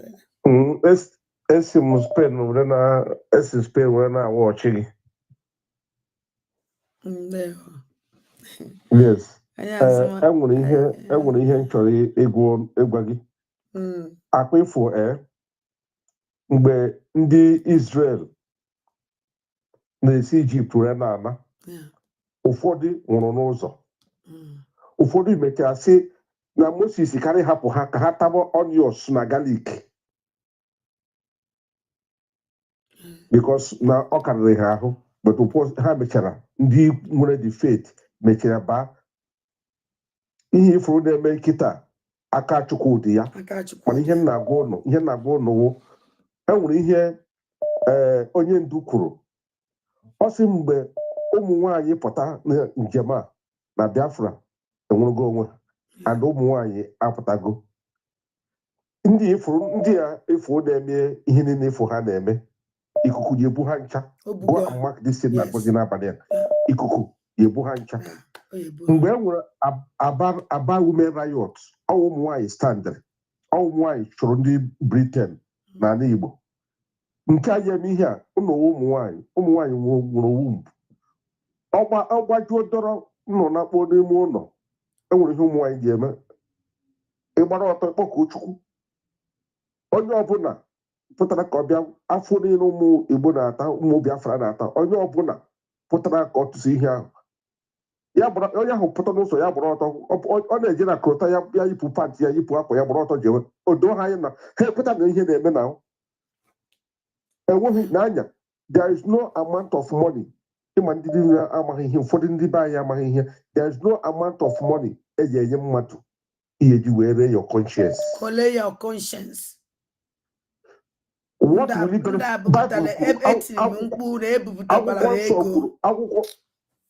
Yes, what will it profit a man after getting the whole world and you lose your soul? Mana ihe na-agwa ha buru ya n'obi. Enwego ndị kpatara ego. Ifeanyị ka afa ya. Ifeanyị nke Nnewi kwa nwụrụ of recent. Ma private jet ya, ma nwaanyị ya, ma ụmụ ya, ọ maghazi ebe ọ nọ. Kịta ọ nọ na 6 feet. Ụnụ niile ahụ omeghe ka ọma. Na onye na-amaghị ihe wefuru Biafra is God project. Go and market. Onye ọbụla ihe afụ ka ha niile ya ada ka ọkụ ibide. Ha niile ya ada pee. Ha nara ego. Anọ m ebe asịsị na-eme ihe onye ọbụla na-ekwu. Ha ji nara ego. Let them collect money. Mana ha na collect money dị ya ha niile na-anwụ one by one. Ha na-anwụ spiritually. Onye ọbụla Chineke anaghị ekwado na disi njem Amazon. Do you know ka m gwa gị ihe mere Nnamdi Kanu jiri nọrọ ebe ọ nọ kịta na o kwuru ya clear na ọ na-achụkwa edi ihe ya this journey na ya maji na the journey dị too tough. Ọ dị too tough. Ọ pụta opie wụ Simon Ekpa. O jisi chukwu ike. Onye ka ahụ arụsị n'onwe ya. Ọ dị too tough. Yes. So onye ọbụla na-ama ha chukwu na-anaghị afụ ihe chukwu na-egosi ya ma ọ na-anaghị ama ihe chukwu na-ekwu ya na ije Biafra ọwụha ya. Onye ndu si na ihe the last miracle makwa ihe last miracle. So ihe na-agwa gị ewu hapụ ndị niile ifuru na-ara tinye ihe ha na-eme ihe awụ ha na-akọ bullshit. Na finalize onye n'anya ekpere na-ekpe everyday wu Chineke kere elu ka ana ihe kere ya. Onye ọbụla bụ nwere onwe anyị ya nwere Biafra n'obi Jehova ebe ọbụla ha nọ Chukwu na-agọzi ha ka a na-ewepụta ego. Hapụ ihe a na-akọ. Enwere ihe Jizọs kwuru. Jizọs sị na ọrụ na iruo n'okeshọn ibukwana ụzọ eji anọ n'ihu oche maka ọrụ na the bride na groom pụta ị nwere ike ọha gị ka a chọrọ n'ihu oche mgbe e ya ewepụ gị ka eweje gị n'azụ ihe na-emewe gị mana ije nọrọ n'azụ so mgbe akpọta gị n'ihu oche onye ọbụla na-ene anya so for you to want to lead iji adị spiritually inclined akọna uche ya ezu ezu iji ama ezigbo ihe Chukwu na will endow you. If God did not prepare you to lead, you cannot lead. If you lead, you fail. Yeah, yes. Finalize ndị mmadụ na-akpọ nnukwu biko. Okay. Ihe m na-akọwa ahụ na onye ọbụla kụrụ nkịta ya n'ahụ ma ihe niile ahụ ikuku. The mystery wind is blowing. And otu aka ikuku ji esi ofufucha ha ncha. Ngwa ka hapụ jisi ike ibene na echi na kwaye ebe ụlọchiri echi na onye ọbụla mara ihe ọ na-eme ka anyị mara ihe anyị na-eme mana Chukwu nọ ya agọzikwa anyị Chukwu agọziri anyị. Our ministers and the Biafran cabinet we call life. The cabinet we call life. No problem. Thank you all. Thank you. Ngwade Chukwu gozie. Gozikwala ngunne m. Gozi nwanne. Zelengo. Goziele m gị okwu karịrị.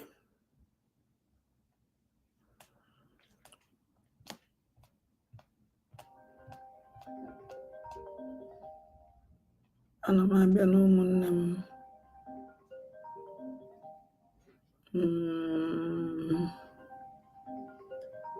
ezi n'ebe ọ nọ.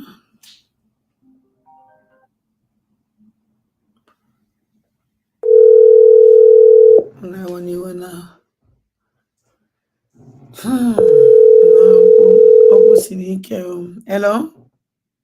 Hello, Ada, you are doing so wonderful. Don't break down. Yes. It's not your fault. You were already broadcasting when we made up our mind that we wanted to go there. Okay. So don't worry about it. We understand that. I'm just coming out here not addressed. I don't know the name you've been calling this evening. It's only people who are new who will be surprised.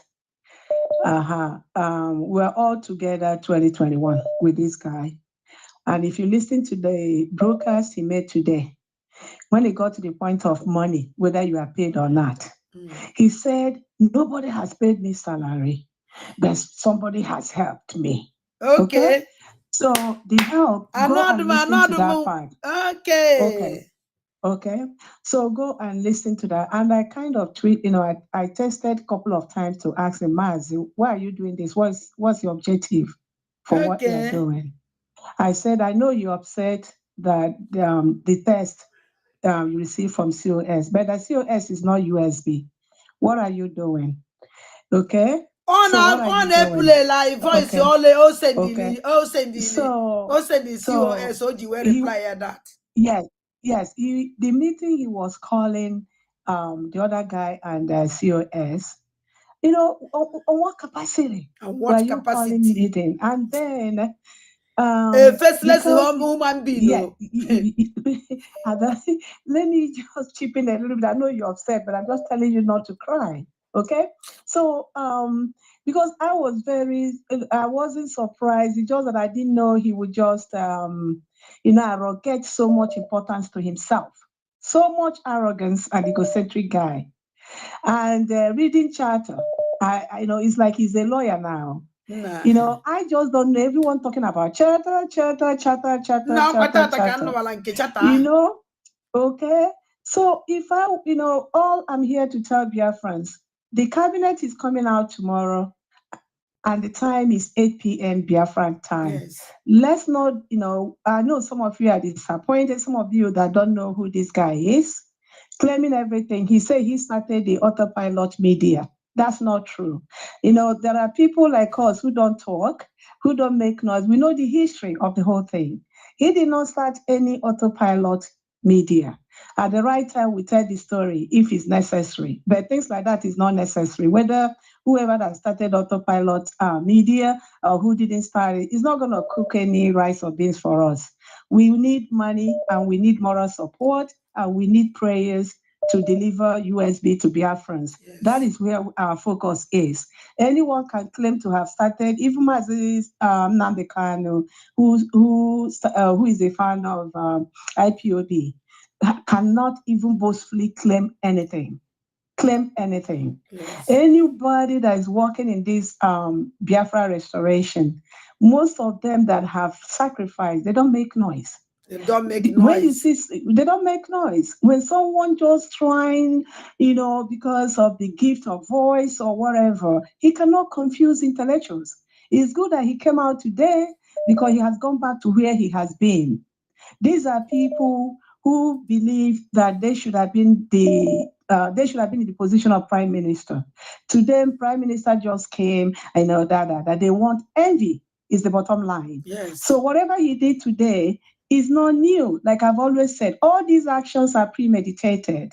Yes. We will overcome. Biafrans, there's no need to lose hope. USB will be delivered to Biafrans.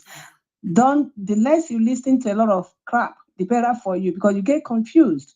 Yes. Try and be focused. You don't know this guy. You don't even know whether he's black, white, whatever. You can't even identify him. Nobody. So just let's leave it like that. Time will tell. This thing he did today, like I tested him, internet will never forget. And he didn't tell me his objective of this charter thing today. He did not say. But we know the objective is to bring Mazi Simon USB down. Just know it. In honesty, that's the purpose of the broadcast today. Thank you so much. Join us tomorrow at 8 p.m. Biafran time to ask your questions and we'll be ready to clarify. Thank you so much. Bye-bye.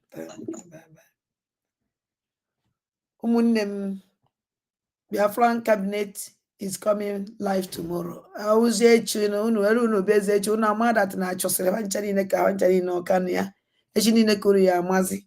because the lies, everything is these people blackmailing upon blackmailing is and good evening, sir.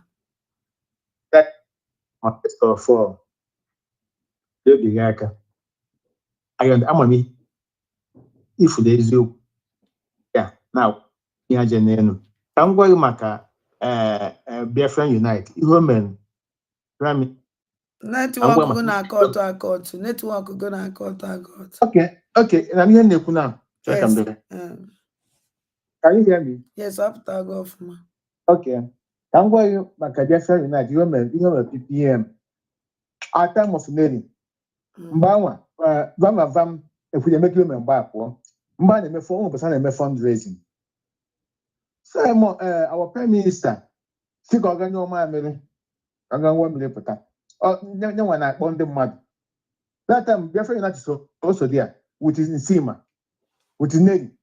Battery of when you do as so some our prime minister or she has near near so Gorgon man was one up on the channel potassium. Yeah, help was near yeah, Mike. Rotago, on a idea. A good idea of the fundraising no book. Definitely not on dear, definitely not a fun idea. Okay.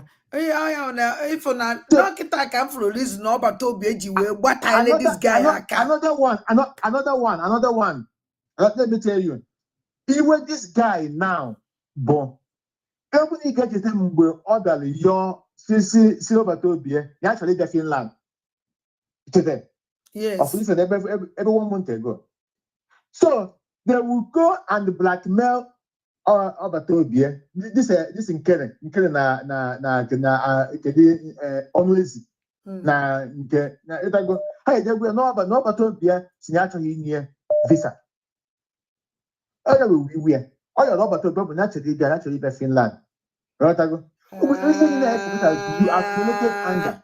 And onye si na amaghị onye ọ bụ onye ọbụla ma onye this guy nwere onwe two platform ọ nke ya work ikwu ọpụta afịa nke a ifo na-eme ọ na-ezo onwe ya ezo mana ọ nwere two platform ịma onye ọbụla ya pụta megosi onye ahụ ọ nọ be anyị with his voice ị ga-ama onye ọ with his voice ị ga-ama ya ọtago ọ na-apụtawa o nwere two platform onye si na amaghị onye ihe ọ na-eme na ọ na-ezo ezo ama onye ọ bụ but ama onye ọ so afọ m kịta ka mmadụ kwuchikwala okwu na kpọkwa obi nwanne afọ again sikwa obi nwanne afọ ọda trust na anybody. Hello? Ana m ihe na-ekwu nna m. Trust kwa na anybody. Na-eme mkpọkwa nke obi nwanne bako seti ọ nwere mgbe prime minister si kenye onye na-ekpere ekpere last year na ya ewute Biafra last year onye batara na platform ọsịka onye ji asị n'obi nwanne kwugide na-ekwu that a na-akọ aka n'obi na-abata hey na ọbịa na-ekwe na nọs after everything after ka mgbe time ọgbata obi enyere gafere ọtago obi nwanne pụtara na platform ya si nọ ihe na scam o kwuru ya nọ scam ife ndị na-agwa gị bụ ife ọbụla mmadụ na-eme n'ụwa anyị na-watch onye ọbụla ọ bụghị ka ihe trust kwa na anybody. Don't trust anybody.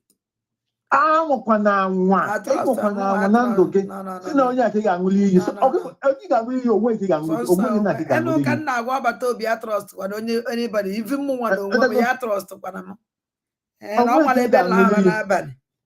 So this guy na adịghị enye gị ego ọ na banye agụ na-agụ ya akwa m onye anọ m America wee zụba anọ m afụ ya na other platform. Ọ collect go the money ọ collect go ọ yọrọ ego ahụ ọ yọrọ ego nna this guy dị too bad so ife ka ngwa gị bụ I know ama m ya na nwute but itinye ya n'obi ọ ga-enye gị nsogbu and ihe ọzọ bụ ihe ọ bụ na iji nọpas our chief kabakwa ahụ ya ha nyere sit up amaghị m nke onye ọnọ dan bili ọmụzọ na-egwu nwa anya na n'onye you need to sit up and ọ bụ na enwe lawyer ya bịa kọwara anyị gbasara ihe a that lawyer should come out and do something because it is even never the busy is as ABCD ọ ndị amaghị aka ndị from aka ekpe ha deceive ndị be anyị dịkwa very very easy. These people pụtakwara ọgụ and ọgụ pụtara nke obere oge nkele plan otogo plan bara ihe a ọkwa oge nkele nọ na anyị chọ na mgbe na-eme the declaration after system PM is my boss. I love him so much. Why not ogbupụgo osisi ọkwụ n'elu ya osisi PM kwụ ogbugoro ma gbutuo onye honestly I love you boss. I love you, my boss. I love him so much. Ka ị pụtara na-eme ihe anụnwa orisi na love ka ị wee fụ onye ọbụla efuru na-eme na okay that man will okay That man will work and I'm not going to ọ na-eme na ahapụrụ ya Biafra ọ ga-eme ihe dị n'ime ya.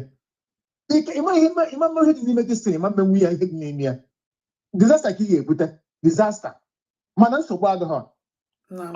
Ọgwụ ọsọ nsị idie. Ọnwa ahụ asọ nsị idie. Ihe nke ya ka njọ. Ekwucha m ka ọ dị. Iwe na-ewe this guy. Often na PM ekwe nye visa go to Finland. Ekwe diwe chọkọta anyị. Maka na ọbata obi na-ala na mba si nye akọ. Na thank you. Thank you. Gịnị. Okwu esie ike. Ndị otu Biafra United ha fọrọ nnọọ n'ụlọ emeche na ihe a na-ede ebe a ọ na-emetụ n'arụ. Ada ndị na ndị egere nwere na onye nwa the most important one na mkpụrụ is that truth ahụ ihe mkpụrụ ya and I will never move. Ọ bụrụgo na ọsọ nna m limen no problem. I will still stand in that truth. Ọgwụ ọ bụrụgodu na ọsọ nna m kwụ I will still stand on that truth. Eziokwu ahụ. And nobody. So, ndị otu Biafra United, unu edegide ike agwụ unu. Ndị otu Vam o degide ike gwu, ndị otu so na-akparawa degide ike gwu. Hello? So, ike ya agwụkwa unu. Annam, good evening. Good morning. Yeah. Good evening from here anyway. Akwugo. Eche myself n'uche Di Ya because ogo nyelo okwu last week Friday. Because that no nwere onye ọ na-support mbo Biafra Unite. After 2 weeks. Obodo that no nwere onye kpọrọ meeting. Ọ pụtazi okwu efe bụ uche. After 2 weeks, ihe on Friday ka o kwuru ya. Ọ dị on Saturday, o je fundraising. More after another fundraising, see that Nonya is a betrayer. After another fundraising, see Nonya be betrayer. Why can't you wait oge Hana Neri na our prime minister na work oge prime minister si ebe ha wepu. This guy na ozigbo, opuru ozigbo, osori. That Friday, cause that no nwere ife ya na ọbata obie para. Na onye nọ ebe ahụ ọsọsọ Madam Azuka. So go kwuru ihe ahụ wee sị okay. Maka na oso ọbata obie ma ọ ka nọ in between. Oge akụ ka na-eri ego Madam Nelly. So I believe that no Madam Azuka bụ onye je convince ye nyabata. And I believe that o nwere ego Madam Azuka nyere o ji wee bata ebe ahụ. Pụtazịa kịta anụ akụwala anyị chapa. N'anya isi. Ọkwa n'isi ka ọ na because this guy man no onye this guy we had akpọ ya Biafra Unite okwe professional. If you know cause no focus on a chata na neko ke just no chata with the problem. Ke just no if dey na this chata with problem. Ana ma aju Biafra Unite. Owu na ọbata obi anọ ya. Kedu onye we take ya adi in charge until no ọbata. COS. Man, this idiot to call Biafra United at the other side. Sans even focus on Sachapa. Oh, no man, no case. I was here. Who check Koja was blame no Biafra. Man, I'm gonna baby don't give up this chatter. Every don't give up this chatter na space. So they give up this chatter. So we Buhari go on of the scenes. Hey, Buhari go on of the scenes. Before today, all support about go Nkere. Yes. All support agree. So now come up with Tata, you couldn't just no. Now how about Nyabia because now Saturday go guys do before this. Okay. Nyabia when we got about the man onwe ko le Tata. Olelo. Owanine ihobo. Yeah. Owanine ihobo. Because since the Friday I want this Saturday notice here and see. Na happen the mother can happen on a phone. Na Madam Azuka. Na happen the mother can happen on phone now. No ebenya na onye anu na Madam Azuka we ike kana adị na mma. Yeah. Only every information.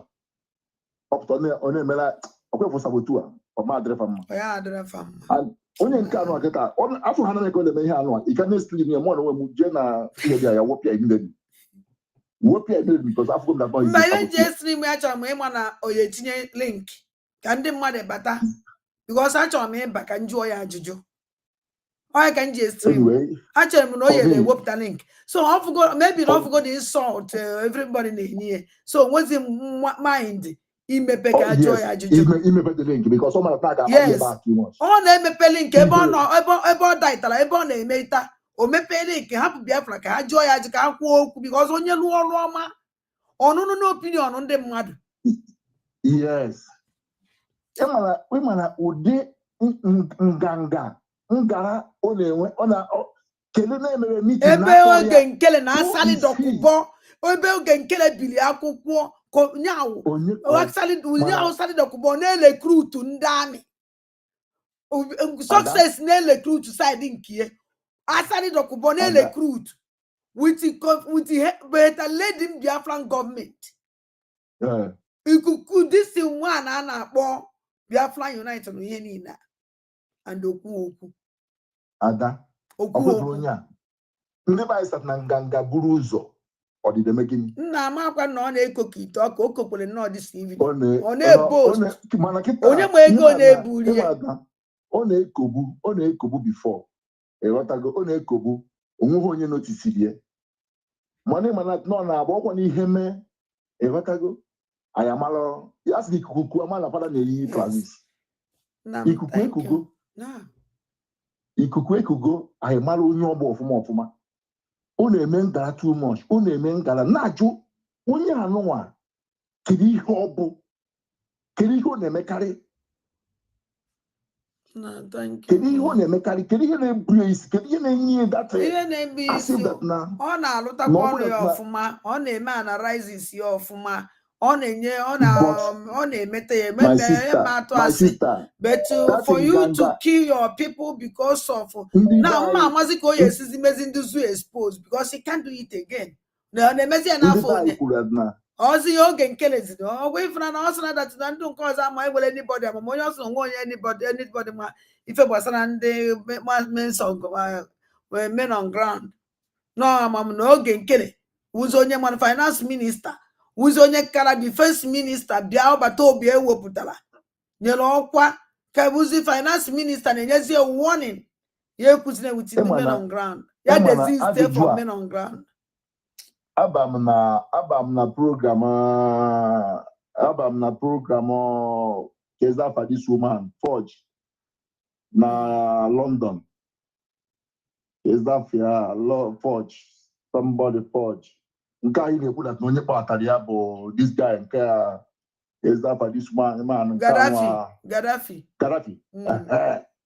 abam ebe ahụ oge bidoro ikwu ya wee jụọ ya si ya biko onwe ike ime explain the meaning of COS. I'm sorry, my meaning of COS. O me boda na mo onwe ma mass. Because on abonye na on this media na-ekwu dị ka ha nwa bụ ndị man karicha. Ono ndị nọ underground na ha atụpụ ọnụ. So na ajụ kedu ya kwa m ihe bụ COS. Ono kata say that na no after we do say after ọbata obi kedu onye na-esu o we say that na ọbata obi media point. Wee jụọ ya kedu ebe ndị ọzọ nọ ewe mee ya point maka na ọ bụ na ọbata obi anọghị onye ga-eteki over immediately bụ nyanwa ọ si wes wee take over immediately oge achọrọ oge afụghị ebe ọbata obi nọ ọrụ COS bụ onye a na-eche nwanyị na this finance minister apụta ya broadcast ya nwanyị eji eche COS ọ dịzị mgbe COS bịa broadcast ya nyekwa onye ọbụla hope ewee jee dis Finland wee nata ihe niile na-abido onye ọbụla ụmụ idiot bido tọnụ against COS mgbe aka ha ji wee masị mba na COS abụọzikwa ya mana oge COS kwuru okwu the first day onye ọbụla na-asị biko n'ọrụkwa ka onye a dịzi mmụọ brutal ka ma ọbata obi ọ bụrụzia kịta na blackmail ibe nnọọ anụchiene m ntị anụchi ahụ ntị m ejude and ndị a na-akọ destin ama m onye na-enye ama m onye na-efe idi ahụ dịsi stupid information blackmailing. Thank you, my brother. Ego ha niile ego, eke ha niile ego. So, mana ego anwa eke na ha. Ọ ya agwụ agwụ. Nwe mgbe ọ ga-adịgide. Even self 555 vision. So when this group one what ndị otu nkere. Yeah, Amanu chegadi. Also, yes, also. Because na mo na ma fugo ebo na eje, ebo na ejeje. Mba also, I'm not just go to blanketi. And also, eji nwa aje wopia ozugbo. Maka mo achọrọ m onye na-akọgheri. Achọrọ m onye na-eme nkọgheri. Ifu ha anọ ọcha, pụọ ya na onye ihe anọ ọcha ka ọ dị. Ifu oji, pụọ ya na ihe anọ oji ka ọ dị. Yeah. Mana ndị a fụrụ ọcha na-achọ ka ha convince ka ihe dịzi oji n'ọzi ọcha ka ọ dị. Mba my sister. Akwemala ngwa bụ echepụtara ndị ọkpambara ezi. Akwemala ngwa bụ echepụtara ha ọkpambara ezi. Maka ọ bụrụ na ọ bụrụ ngwa anyị agaghị m ịma ihe na-eme. Ọ ngwa bụ echepụtara ha ọkpambara ezi. Nsogbu wee bi ebe niile. Katakata. N'elu bambambam, n'elu jok bambambam. May Richard Bugolo, may say which it has now, but again to betray again. God forbid. That guy now we message it has more than what my friends convinced he has support what the Afro said. Now he had no about not why he had the plan in mail. Or was he had a plan he had a member with those Maya. Then bam bam bam pastor bam bam bam. Na only one guy in one pastor that guy could not assassin this bamba. Only one guy in a see this bamba and I'm not trust to hear, not trust to hear. No, go down, no, go down. I'll quite be alive today. Now, so no, this is a biko van na yo. No one another thing. Or choka or economy. Onye atras kona van na biko na ya wokwa biko no nwere ihe a na-ekuk behind. O nwere ndị a na-ekuk. Okwo seti okwo ewepụta gị eketa. Ihe ọbụla ha na onwe ihe ọzọ ha na-ekuk about this guy. Onye amara ebe a nọ wee siri ite. Aya ha man bụ ite ki. Biafra Unite ka mfu ka o yesi wee meri ya war. Ebe onye ama ebe mmiri nọ wee mara ya ha. Na COS emejobe Biafra Unite. Biafra United is also and also I don't send this nonsense again. Oh, when the leaf or send the when the leaf or send the you say send this in them. Oh, no, but Toby, you block or they are block complete. Oh, but Toby, or block on you. And I see no when you send the only can broadcast on Friday. No one who support or on Saturday. Or maybe I'm also a fundraising. Kezi ndị na support. Okwesịrị na oge nke ọ support na. O mere life na nke abụ ozo yezo. Nke o mee tata ma not just no formalities. Ka ndị mmadụ makwa yes no ebe a ekwe ebe a ka m kwuo. Agwara ebe ya na ọ ka mma na ọ ji egwa Biafra ka amara ebe akwa so that can because afọ na o nwere followers. On Saturday, even on Friday I want to put that thing. Before God man on Friday I want to put that thing. I'm be the name maka okwu onwe side onwe side. Okay, my sister. Chukwu gozie biko. Jisie ike. Biafra, the only thing I know that na I want to ya sit up. Whichly I supposed to go a block all these things. I want to ya no ziogoa. I want to ya stop this madness. Nda even ya woge nkere do determine.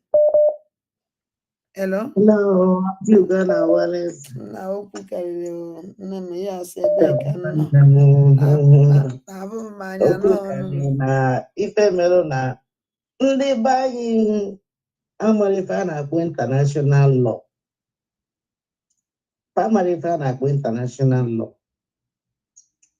ebe nsogbu ife niile ahụ so nwere ife nna-achị kọwara ụmụ Biafra na-ege enwe gọọmenti in exile yes ọbata obi eyiwere All but you were 29th till 2nd of December, the 3rd of December, for redeclaration of Biafra. And Unuche for Urugo Batobia name, like if it's Naga, now would keep declare before the time. That date. Okurie Biafra Unite order ona anuzi event kuchirie ona agola ichata ndogola akwụkwọ. So chata fa na agụ taa fa nọ na nke ọ na-eme chata ndị otu ya nọ na Twitter na-agụkwa the same chata na-agụ chata and Biafra Unite bido ego chata from mbido. Yes. Ọbịa kọtọ ọ dị ka fa kpọrọ ya si ya nekwa peji o eje ojezie page 26. Yes. Ọ bụ na ịwọcha mba ọ na-agụbi egugide ya ọ nọkete voice ya si izie from page 1 na ba page 2 eso m ya mana ibe ọ na-eme wụ na network ọ nọkete ba akpọ ya na phone onwe nke okwu ndị nọ X na monitor fa akpọrọ ya na phone akpọ ya na phone si na-ekwu ibe oyi ekwu otiri anyị yes ọ pụtazie switch over to page 26 and 27 fa gosiziri ebe ọ ya eje gụọ ka anyị na-emezie n'anya ife m na-ekwu ife a bụ gị now ọ batụrụbie nọ n'ọnụ ya anarụbi ya agha kwere ya si ya bịa na soshal midia nwaanyị eji si ya bịa na soshal midia ka ndị Finland fụ na ọ bụrụ ya nwa na akọsi sekuriti na Biafra land. Yes. Ifeọma Akachukwu mere anyị ndị mmadụ amarọ dị nke mbụ. Nke abụọ bụrụ na kabinet oge were bifo ewele ya bịa fụ na o nwere ndị chọrọ ịsabotaji ya bụrụ ndị dere leta chọọ iji nkere tinye ebe ahụ. Ewere reshuffle the cabinet, the same cabinet, so ọ ka bụkwa the same Biafra government in Ezak. Ifu how stupid this about. Mana because they declare go Biafra, Oma Mbuzi Biafran government in exile. Oh yeah, United States of Biafra government in exile. He's still in exile, but oh yeah, United States of Biafra, which is Ifo Bokita. And the charter of Anago Kita. This cabinet with Kita, Buzindia AJ Biafra land, or the meet is the Biafra de facto government. That is only if I was. Unsobu Burande Madamara international. Most Biafran Samara, he and that is the farmer of Biafran, the international law. So, Kita, in the United States of Biafra government. Okay, he had declared Biafra. He had declared Biafra, can I say Biafra government? Mban. Okay, Keren, I call the Madachikote one. Omara on the four battle na Biafra government in Ezab, Achikote one coaching, even mix is here with Indian intelligence. Just they be a well, I know a rock and the United States of Biafra government in Ezab. You just for independence. Oh, yeah. No. Faji this jam. I declare, I restore Biafra. Panabazi Nigeria. They cheer for that 4 years. What can I tell for that 4 years? Kafaya Gazio gave mezi politics. Nda Marito da chata na go. So onye obra na give pant na chata, actually tear confusion. Yes, I unu n'anya oge ndị IPOB lere Nnamdi Kanu. Ebe fa bụ ụzọ hijack bụ media. The same template can dachi. Ọ bụ na ọbata obi apụtara, ndị mmadụ was confused. And oge ọbata obi apụtara, ife afa na-akpọ Ngozi Arabeze kịta, ka fa nọ na-akpọ ọbata obi still government agent. Yes. But how long will it take before what they afford that na obro government agent come? So if na go mo Biafra, because ndị cabinet dey apụtechi bịa gwa onye ọbụla okwu. Onye na-egere okwu Ngozi Dr. Ngozi Arabeze gwara anyị the other day. Unu ji je ege ya ntị. Nwaanyị pụtara si unu Finland must everybody every road heads to Finland. Only ya pụta nkịta bụrụzi onye na-arụ with government of Nigeria, of zoo. Biko unu were ile unu gwa eze unu. Otego nkere kpabara nkata. Ote na kpabara ya nkata.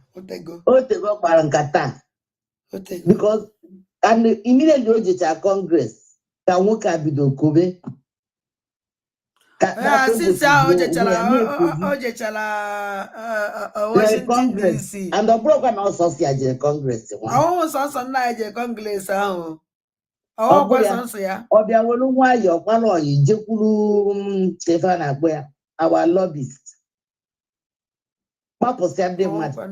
Obo no Agboya since the lobbyist they gaje Maryland je visit there.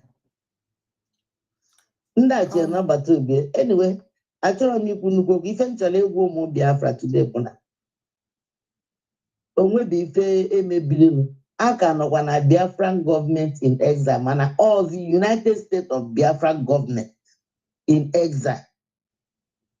That's Obatobi rọpụta professionally yejela ya ije nwere onwe. That's if Biafra United bụ n'abalị. So achịkọtazi ọnụ. Ụjọ fa bụ na-ewefu gọvanọ ọrụ. And the fan ọkwa na-akpọ ọrụ. Onye ọbụla na ọgazie military ya gwazie ndị ọhịa na-erite ego. Nkere bịara late. Ada ị akwa ihe freedom fighting. Freedom fight na debe ihe megị ike do not ike ọbụla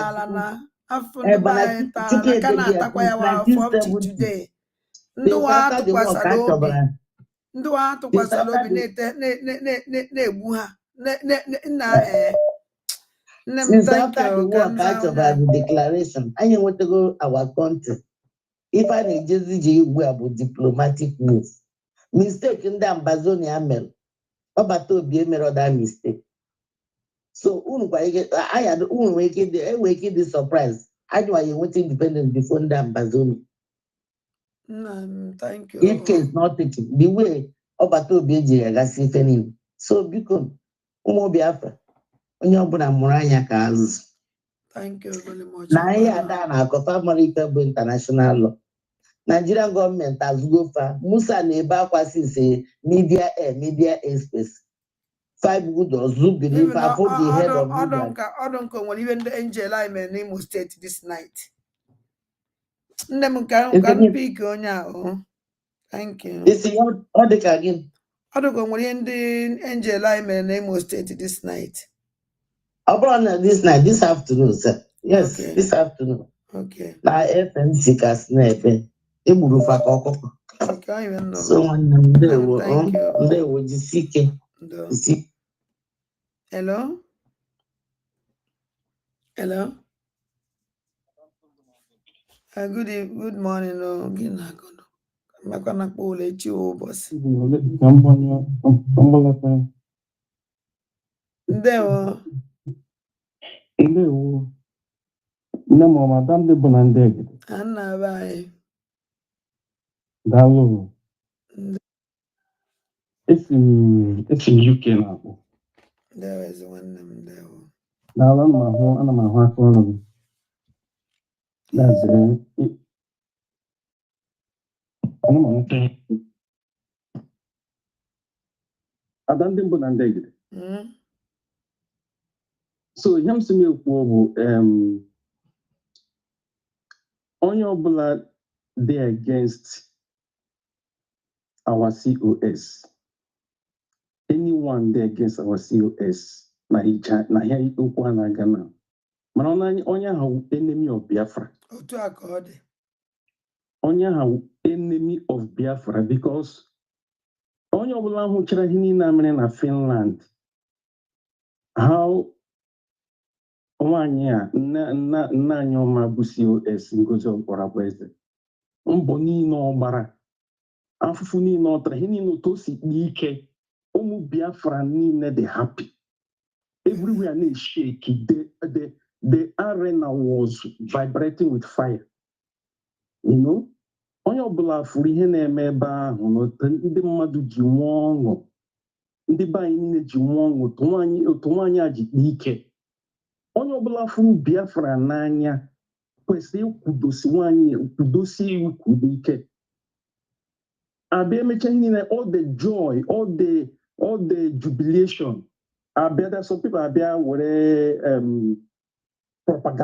propaganda chiri maybe that joy ifugie so anọ m na X space today na-ege our media team ha na-ekwu one of them na-ekwu sị mmadụ mee anything watch the intention behind ihe onye ahụ mere what is the intention behind ihe onye ahụ na-eme so even here Biafra United Channel brother made today what is the intention because kemgbe man bido watch wagi and I follow you before but man bido watch wagi from that day on airport to may your life in the airport ma fu e be ma be very happy in fact all do I could mom ma be that is obi alum every night every day I'm listening to you and thought the man with conviction that na any na there again I got wo ha kana and you go on the na here ijana gana God has used you mightily to you should go convince a lot of people we are ignorant man I get one from one insider it debunk a lot of things so people each could to the morning but make a hena in fact I'm not on the express today future amazing the man who's against them before they were like getting momentum mana akutu wele hana already so ka Biafra United brabe me na bale abu in fact before me welira and my who Tony same analyst I was proud of him to that one not intelligent so he's just like speaking jargon when I grind I want you to koku chata na anything I want you to koku chata o chata na ese o chata ka oge nkele na ebele ebe ka United Biafra United bia with them chata mere si chata since 1 year kwari na ọ na ihe niile ọbata obi na-ekwu mgbe ọbata obi esi na o nwere ka o ya esi na ya na monitor Biafra na ya na monitor Nigerian government na o nwere ka o ya na enwere ike declare Biafra before 2nd of December Biafra United anụghị ya ojeje gụlọ ọbata obi echata adịkwa egwu ọ na-agụ chata ha m na-ege ya ọgwa saka so no ke bụ ya si pụta asọ onye na-anọ nga elios na snow kwa ave you know ejekwele broker summary before na say that no be from any party no inside or my enemy so okay before give them any conclusion that means you kwesịrị ịnụ from everybody ma no be from COS or no be from ọsụkwa na oge nkele ekube mana ọ ọsụkwa na nwekwa onye ọ na side mana ọ side mmadụ nna thank you ka big onye ahụ so thank you because ahụ m aka ọrụ gị Chineke gbago ume Chineke duwe gị ịrụgo ọrụ mụ ahụgo na ịrụgo ọrụ a ekwele ka ịda mba na ihe ọbụla ọbụla kwuru the end justifies the means ị ga-ahụ that na at the end the truth will win you see so daalụ nwanne m daalụ nne m ọma hello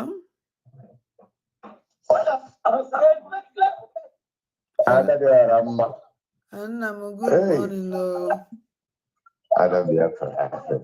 That's a very good. Hello. Yeah, but ebe anyị si watch because ọ na-enye nsogbu. Okay.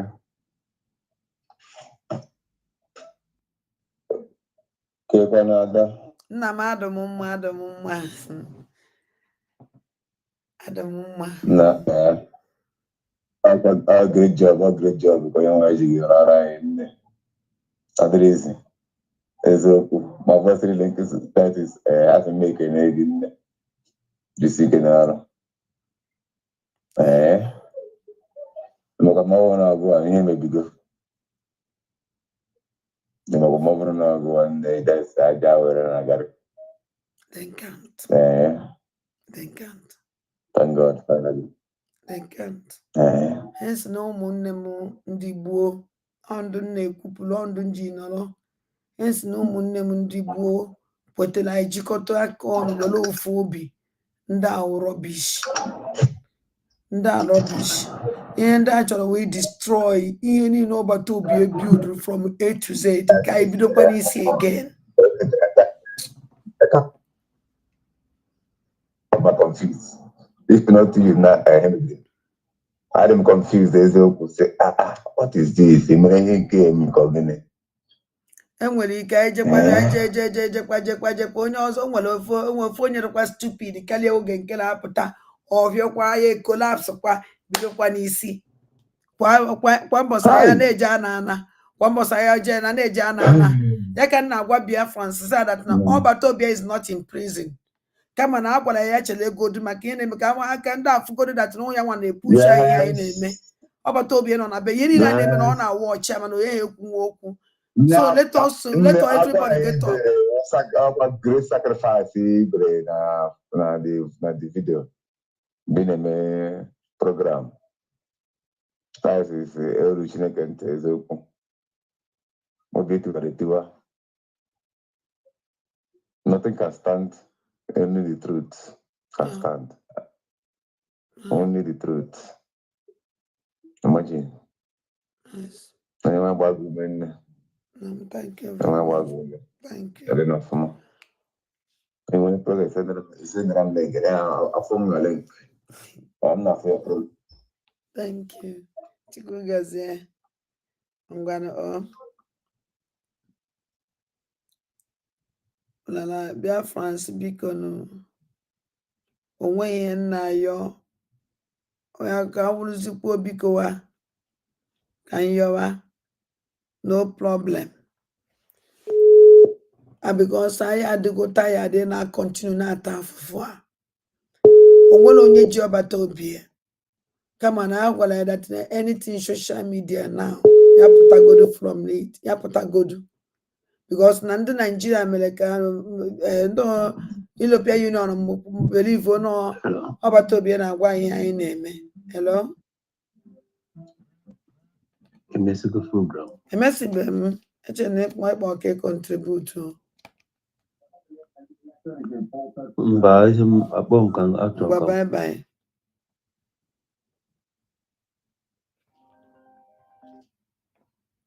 Hello? Hello. Good evening, Adadorama. Ndewo ezi nwanne m. Ezi nwanne. Nwanyị mara mma. Ndewo. Ndewo. Achọrọ m kpọrọ gị yesterday ya na oge tọn m yesterday ikwu okwu mgbe ị na-esi ihe gbasara criminal nkiri. So ma akpọ ya ụda na ọwa tọn.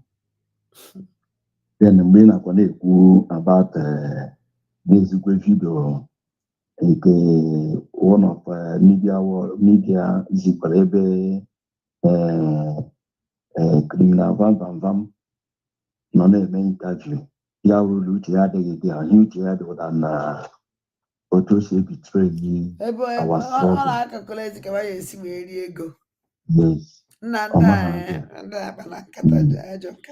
biko ewelu onye tụm ogoro oge anyị gaa n'akwụkwọ Luk chapta ovuru Baịbụl bịa mba fụtara na okwu afọ achọkwọ n'ukwu nke ederede akwụkwọ nke Igbo edekwere n'Igbo ahụ akwụ ya nkwere ekwu datin wụda nna mgbe ha nọ o nwere ụmụ okorobịa abụọ nọ na-ekwu okwu gbasara onye nwe anyị Jizọs Kraịst mgbe ha nọ na-ekwu okwu ha amaghị na Jizọs Kraịst nọ with them ha na-ekwu okwu ahụ na-aga Jerusalem na-ekwu aba Jizọs Kraịst na-aga Jerusalem mgbe ha nọ na-ekwu okwu a Jizọs Kraịst abịa n'iche ha ya gịnị ka ha na-ekwu gịnị mere m ji ekwu ihe ahụ danna bamba ama ha da na nna ya ukwu nọ na that occasion ọ na-eme that day occasion ahụ ọ bịara ọ maghị na nna ya ukwu Simon Ekpa ọga ya o kwere bịa nọ nga ahụ and somebody na-akọwara ya si ya na nna ukwu bịara hie ọ kweghị ịghọta because emechiri anya mechie ya uche adadọra mgbe ị bịa lee anya na ihe na-eme na gị bịa hụ da nna ndị a niile kpọrọ onwe ha media warrior la criminal nkiri na criminal vam onwekwa onye na-enye anyị update gbasara Simon Ekpa onwe ihe of them dị after ihe ha dị after gịnị ihe weda na change the direction and the Another people now got a the write-up of Finland. Translate here. Then they na YouTube, na Facebook. The people who the inner people not their person in all those name. Here after ego. Can't divert that money. Update now. Only of them no brain on say that Finland has petitioned Nigerian government. Only of them no those media they say that Nigerian government is at wrong. Only one guy land on that media warrior when any update with one other man, any update what is happening. But the van la criminal in the after money to see that man is elected. That is the Finland government. La order the Nandekana. Amam me will procol chenda. That is a Simon if I spend one month or 2 months in that place. Nah, we might even I make it away and this and about Tobia or Noziquendo. Because I don't understand these people. This man is in the interview. This man in the interview now. He saw Simon by here. Uche gị na oti ga-eshi uche gị na ego ole ị ga-enwetala ego ole gọọmenti nyere na gị na ego ole ị na-akakleti uche gị anọgide ya gaa na-akọghịrị ka na-akọ ka ihe na-agba ka moto. So biko were njimidia na-arịọ onye ọbụla na-eso our chief of staff biko jide obi ya aka. That woman ma ihe ọ na-eme. And I feel onwe ihe m na-achọpụta na that woman will contact to Simon Epa. Oh, yeah, well, we believe some people that. That woman in name. That woman name. Ordinary. Oh, yeah, we believe some. What can I not get the changes? It is sure that you need on name. No one can Robert Obiesi communicate. One Odana. Owo gonye stop ru. Owo di mgbe nyere order say ABC na Simon Epa Morgan. In Europe, when we access to visit anybody no house arrest, anybody no prison or cell or police study. Agalam prison no Budam no Nimia Germany. My friends na they visiting. They cannot stop you. Hamama, this woman when a connection on a jag visit this man. Now you update. The other young man, media warrior, say last Simon Epa is watching. Simon Epa is watching. Simon Epa is watching. It didn't cause the equity. Well, thank you very much. We're going to update because in the matter of your color handy. Others, those two people now translate the letter and everything about Finland. But our media warrior was in a figure with very good information. Now, catching you beside the shit and I name. Now, wasn't the hand on that fight to one. Now opposition. Now there you go. Look at Nkere. Nkere name now. We go thunder the fire again. Alibo akubugi. Or you know. Oh Diego. Upon ego ni na. That's what from a Biafra name will take a fund. Ya use own ego when they even no na fly you wiku. No na kwa ile wiku.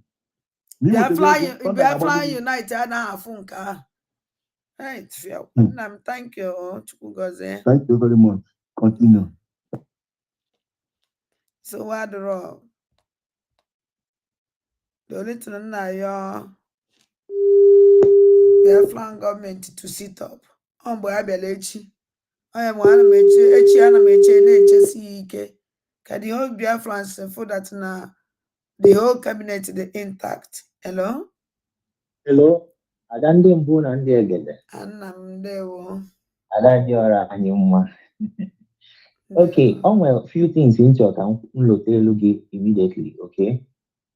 Number one, imani balani because ka ikuku na amam kisi where anime inesi where trust here and I need follow give from 2021, okay? You're now. So I'm not gonna believe in him and all that. But if this night Osiaba with audacity, Iwatago, na Aba go see. So give as a way for something. No, give one yellow COS number. Yes. Yes, and that's from key people yours. Many people are not where not because of this nonsense saga. No, Oh, because of this nonsense saga. Okwe Biafra Unite o. Okwe akpo ya. No mo wase akpo onya. No kwesiri no na media ya akpo onya. Okwe o. Okay. Ima why inji we loteli this thing because no oji this thing echo. You know only all the too proud. The thing all the too proud when he was saying because that woman no lo we. Okwa na mma ke ye nti. No kan kwa go smoke mo send the number Biafra Unite. We send the mo wonye ye number Biafra Unite. Mo wonye say akwa Biafra Unite. And you know bro mata saga. No. In on a media team. Ima that na form our new information minister, the form media team. So we say our chief of staff no ya the woman etikwe etinye Biafra Unite. Osum Biafra Unite osum yes. Osum ke kwensa born ya osum na eji number. Say can you number osum no. They had anybody where do they had anybody no one be Biafra Unite chọrọ ịbata no ya kpọọ the information minister ka etinye ne ya say adakpọ onya iji kwenu say ya ji aka contact ana m eli great this thing iji gwakwa ga eziokwu because the insult this woman the train aka Biafra Unite mean anything I want anything I want a faceless human being I'm onye then another thing ada odike noro the voice note on yellow our COS inoro ya ogol ya okpol ya anya ege okay so and all the kita ikpo onya kita all the ya so eme ikpo onya ege anya all the very okwu sound well and onye obuna na osi no ife okwu ade njọ ụfọdụ na asị no but ife okwu adịrọ mma you don't summon you know on what the position or not on the position in someone a government CLS abro a person or an individual. Okay, also now that's the voice message also on also yes us in Ocho Kanyawa Bia and Ogenkere personally source of an ab Kanyawa Buzi Biafra Unite even the whole cabinet as someone who go Ogenkele the whole cabinet got Ogenkele 4 good times Ubole no ka cabinet someone Ogenkele again the whole ministers inte mando Kenya no nia my professor no nia my engineer no nia my doctor no nia or my lawyer no nia Ogenkele respect him no because of na Biafra Unite no na social media na me analyze even man na thank you so if a point now about again all the very important so that people know now another one go Obanye na charter, like you are saying. Ube charter. Charter bu objective, actually conversation, okay? Or something, bo, if you guys say, oh, now many people now, no, what I go. Now, oppose anything about na apolo nwoke ma Jiegola or anine, now we're here, kenene, kalmano ifoji, if I phone, or gas in or yabia, na kolobada. Okwuru okwu nke okwu that na ndị anụmanụ achọrọ ka activities niile a na-ekwu ifefa mee na Finland na fa achọ stop ife achọ ime ife meji wee declare anya na 29 because nyanwa na-ekwu not second yes, but so that one, by the way, because I'm a nife melody puta be you way why COS ejiro we may fortune. Exactly. While in Anyawa, equestre someone COS what wrong. But all the mother barrier na comment section or say Nanyawa na someone even obatobi. So guys, if I mean someone so and all that. But your matter that yes, PM wiki because no one's relationship with him is different. Okay, in government relationship with each and government. If he's someone who government, you don't someone EOS or what. And again, in that if na always no but to be a form this autopilot. Now, Minister of Information. Which is not true. You understand? Which is not true. So and anything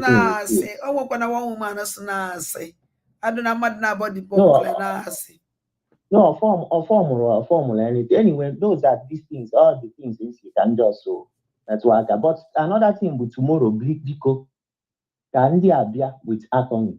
All the very important. Yes, oh yeah, that chapter no one action. Because now individual are they interpret the law. Okay, and attorney there, very important. Thank you very much. Thank you. Thank you. France, major look after home doing a class, mana mala hola, mana potezima pote. Because all the very important. Because as I catch Mugozela Mono Mundibo, Kaiji Aka, Utua, Kaiji Kono, why like this? Adobe, Yaka Eju a Mary, Une Puneka, Nda Bupu, na stage I no keta, Bujokwa another stage, a man Okwagugo,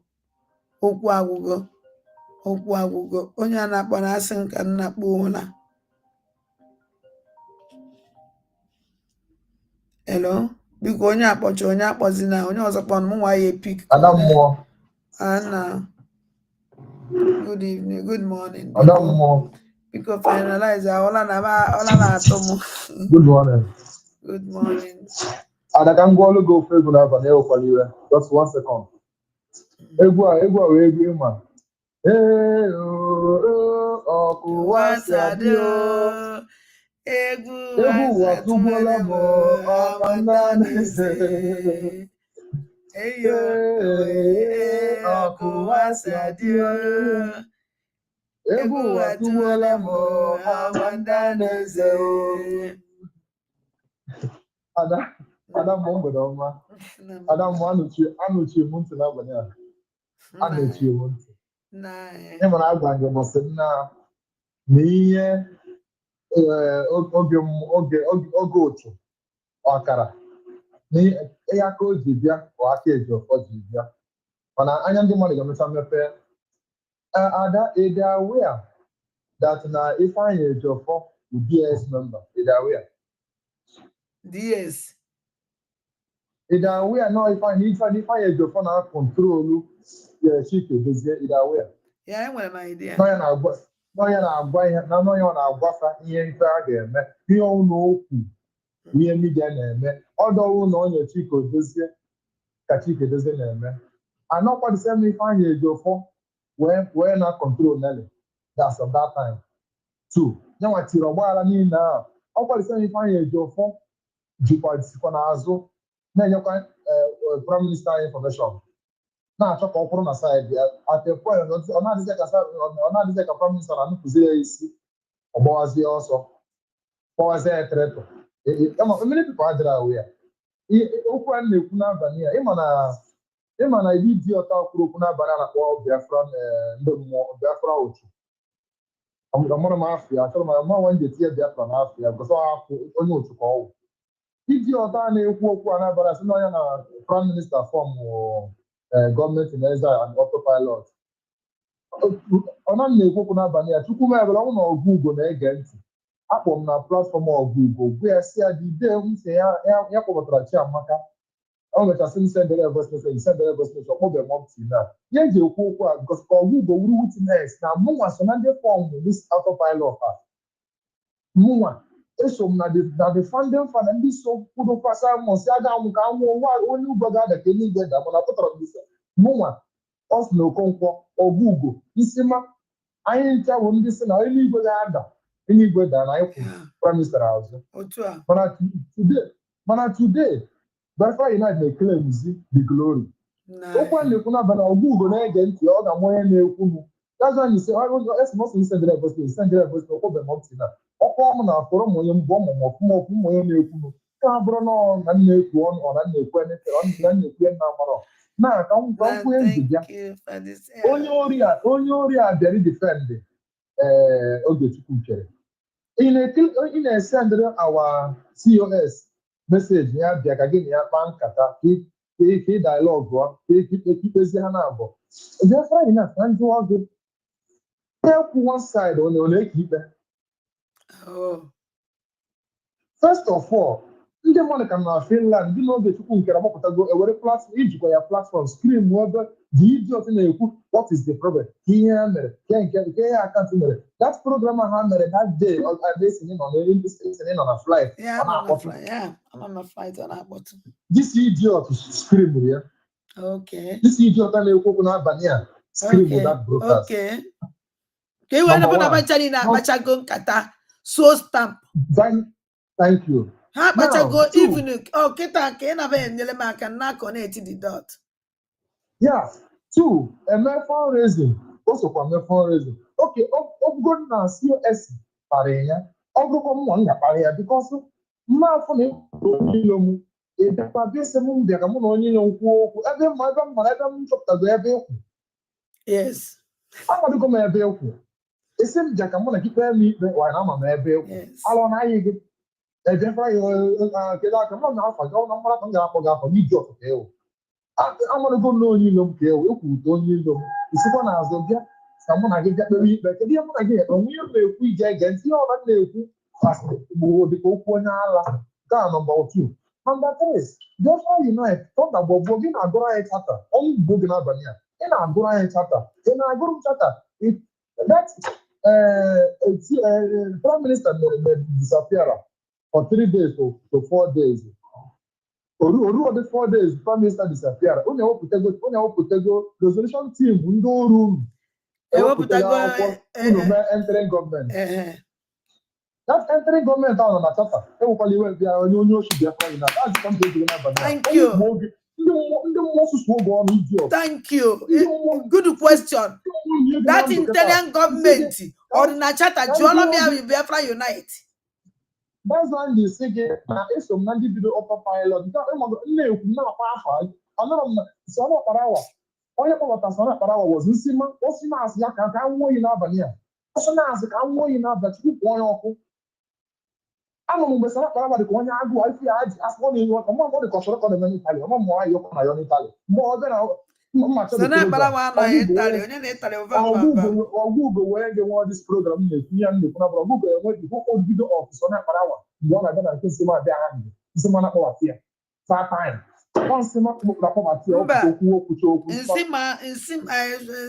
kedu afọ Sana Parawa nọ Europe ọ nọ African country Sana Parawa nọ Europe ọ nọ African country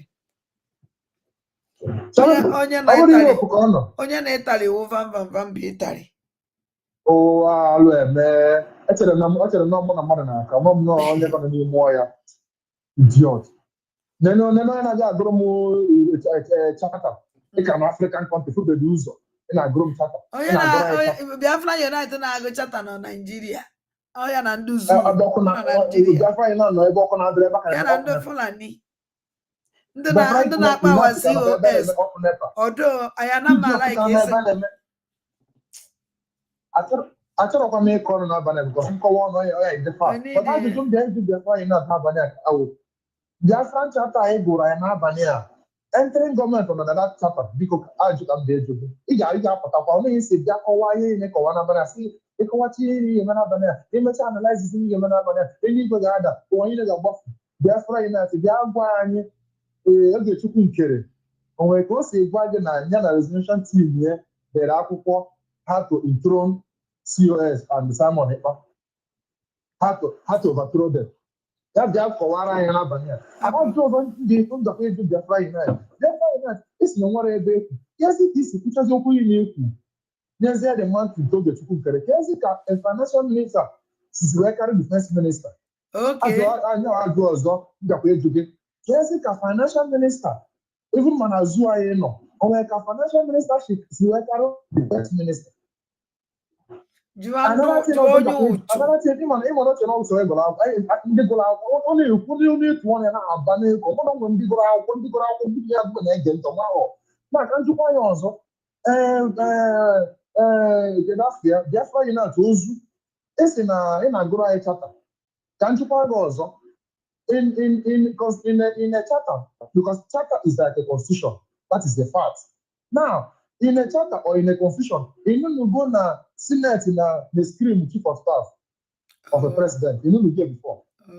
I don't want to do politics guy on media law. That's why you quick on because I'm more I want to law politics. As you can that's why United in a constitution, you know, go to Senate House or House of Assembly, may scream chief of staff. Other ministers can scream. As you can that's why United. So we know no right if that question the chief of staff. Oh, boy, job Adam include our and the program which yes, na kama kambia na kula na chini na meja all biko. Ana just too. Thank you. Oh, thank you. Umunne biko na ekene m unu. Ekene m unu.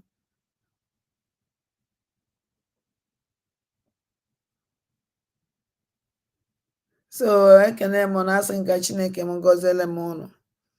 Ka ejisi n'ike, I will never disappoint you, dear friends, and they will make you deceive unu. We can never continue like this. We can never continue like this. All the time I need a person to be together. Jiko wolo obi move. Obata obi enwere ife mere no. Obata obi ano inu ya mecha mbo so ya aputa. So obata obi ekwu okwu o ya do onye ọhụrụ na sọpụrụ nwanyị azụ. All of them.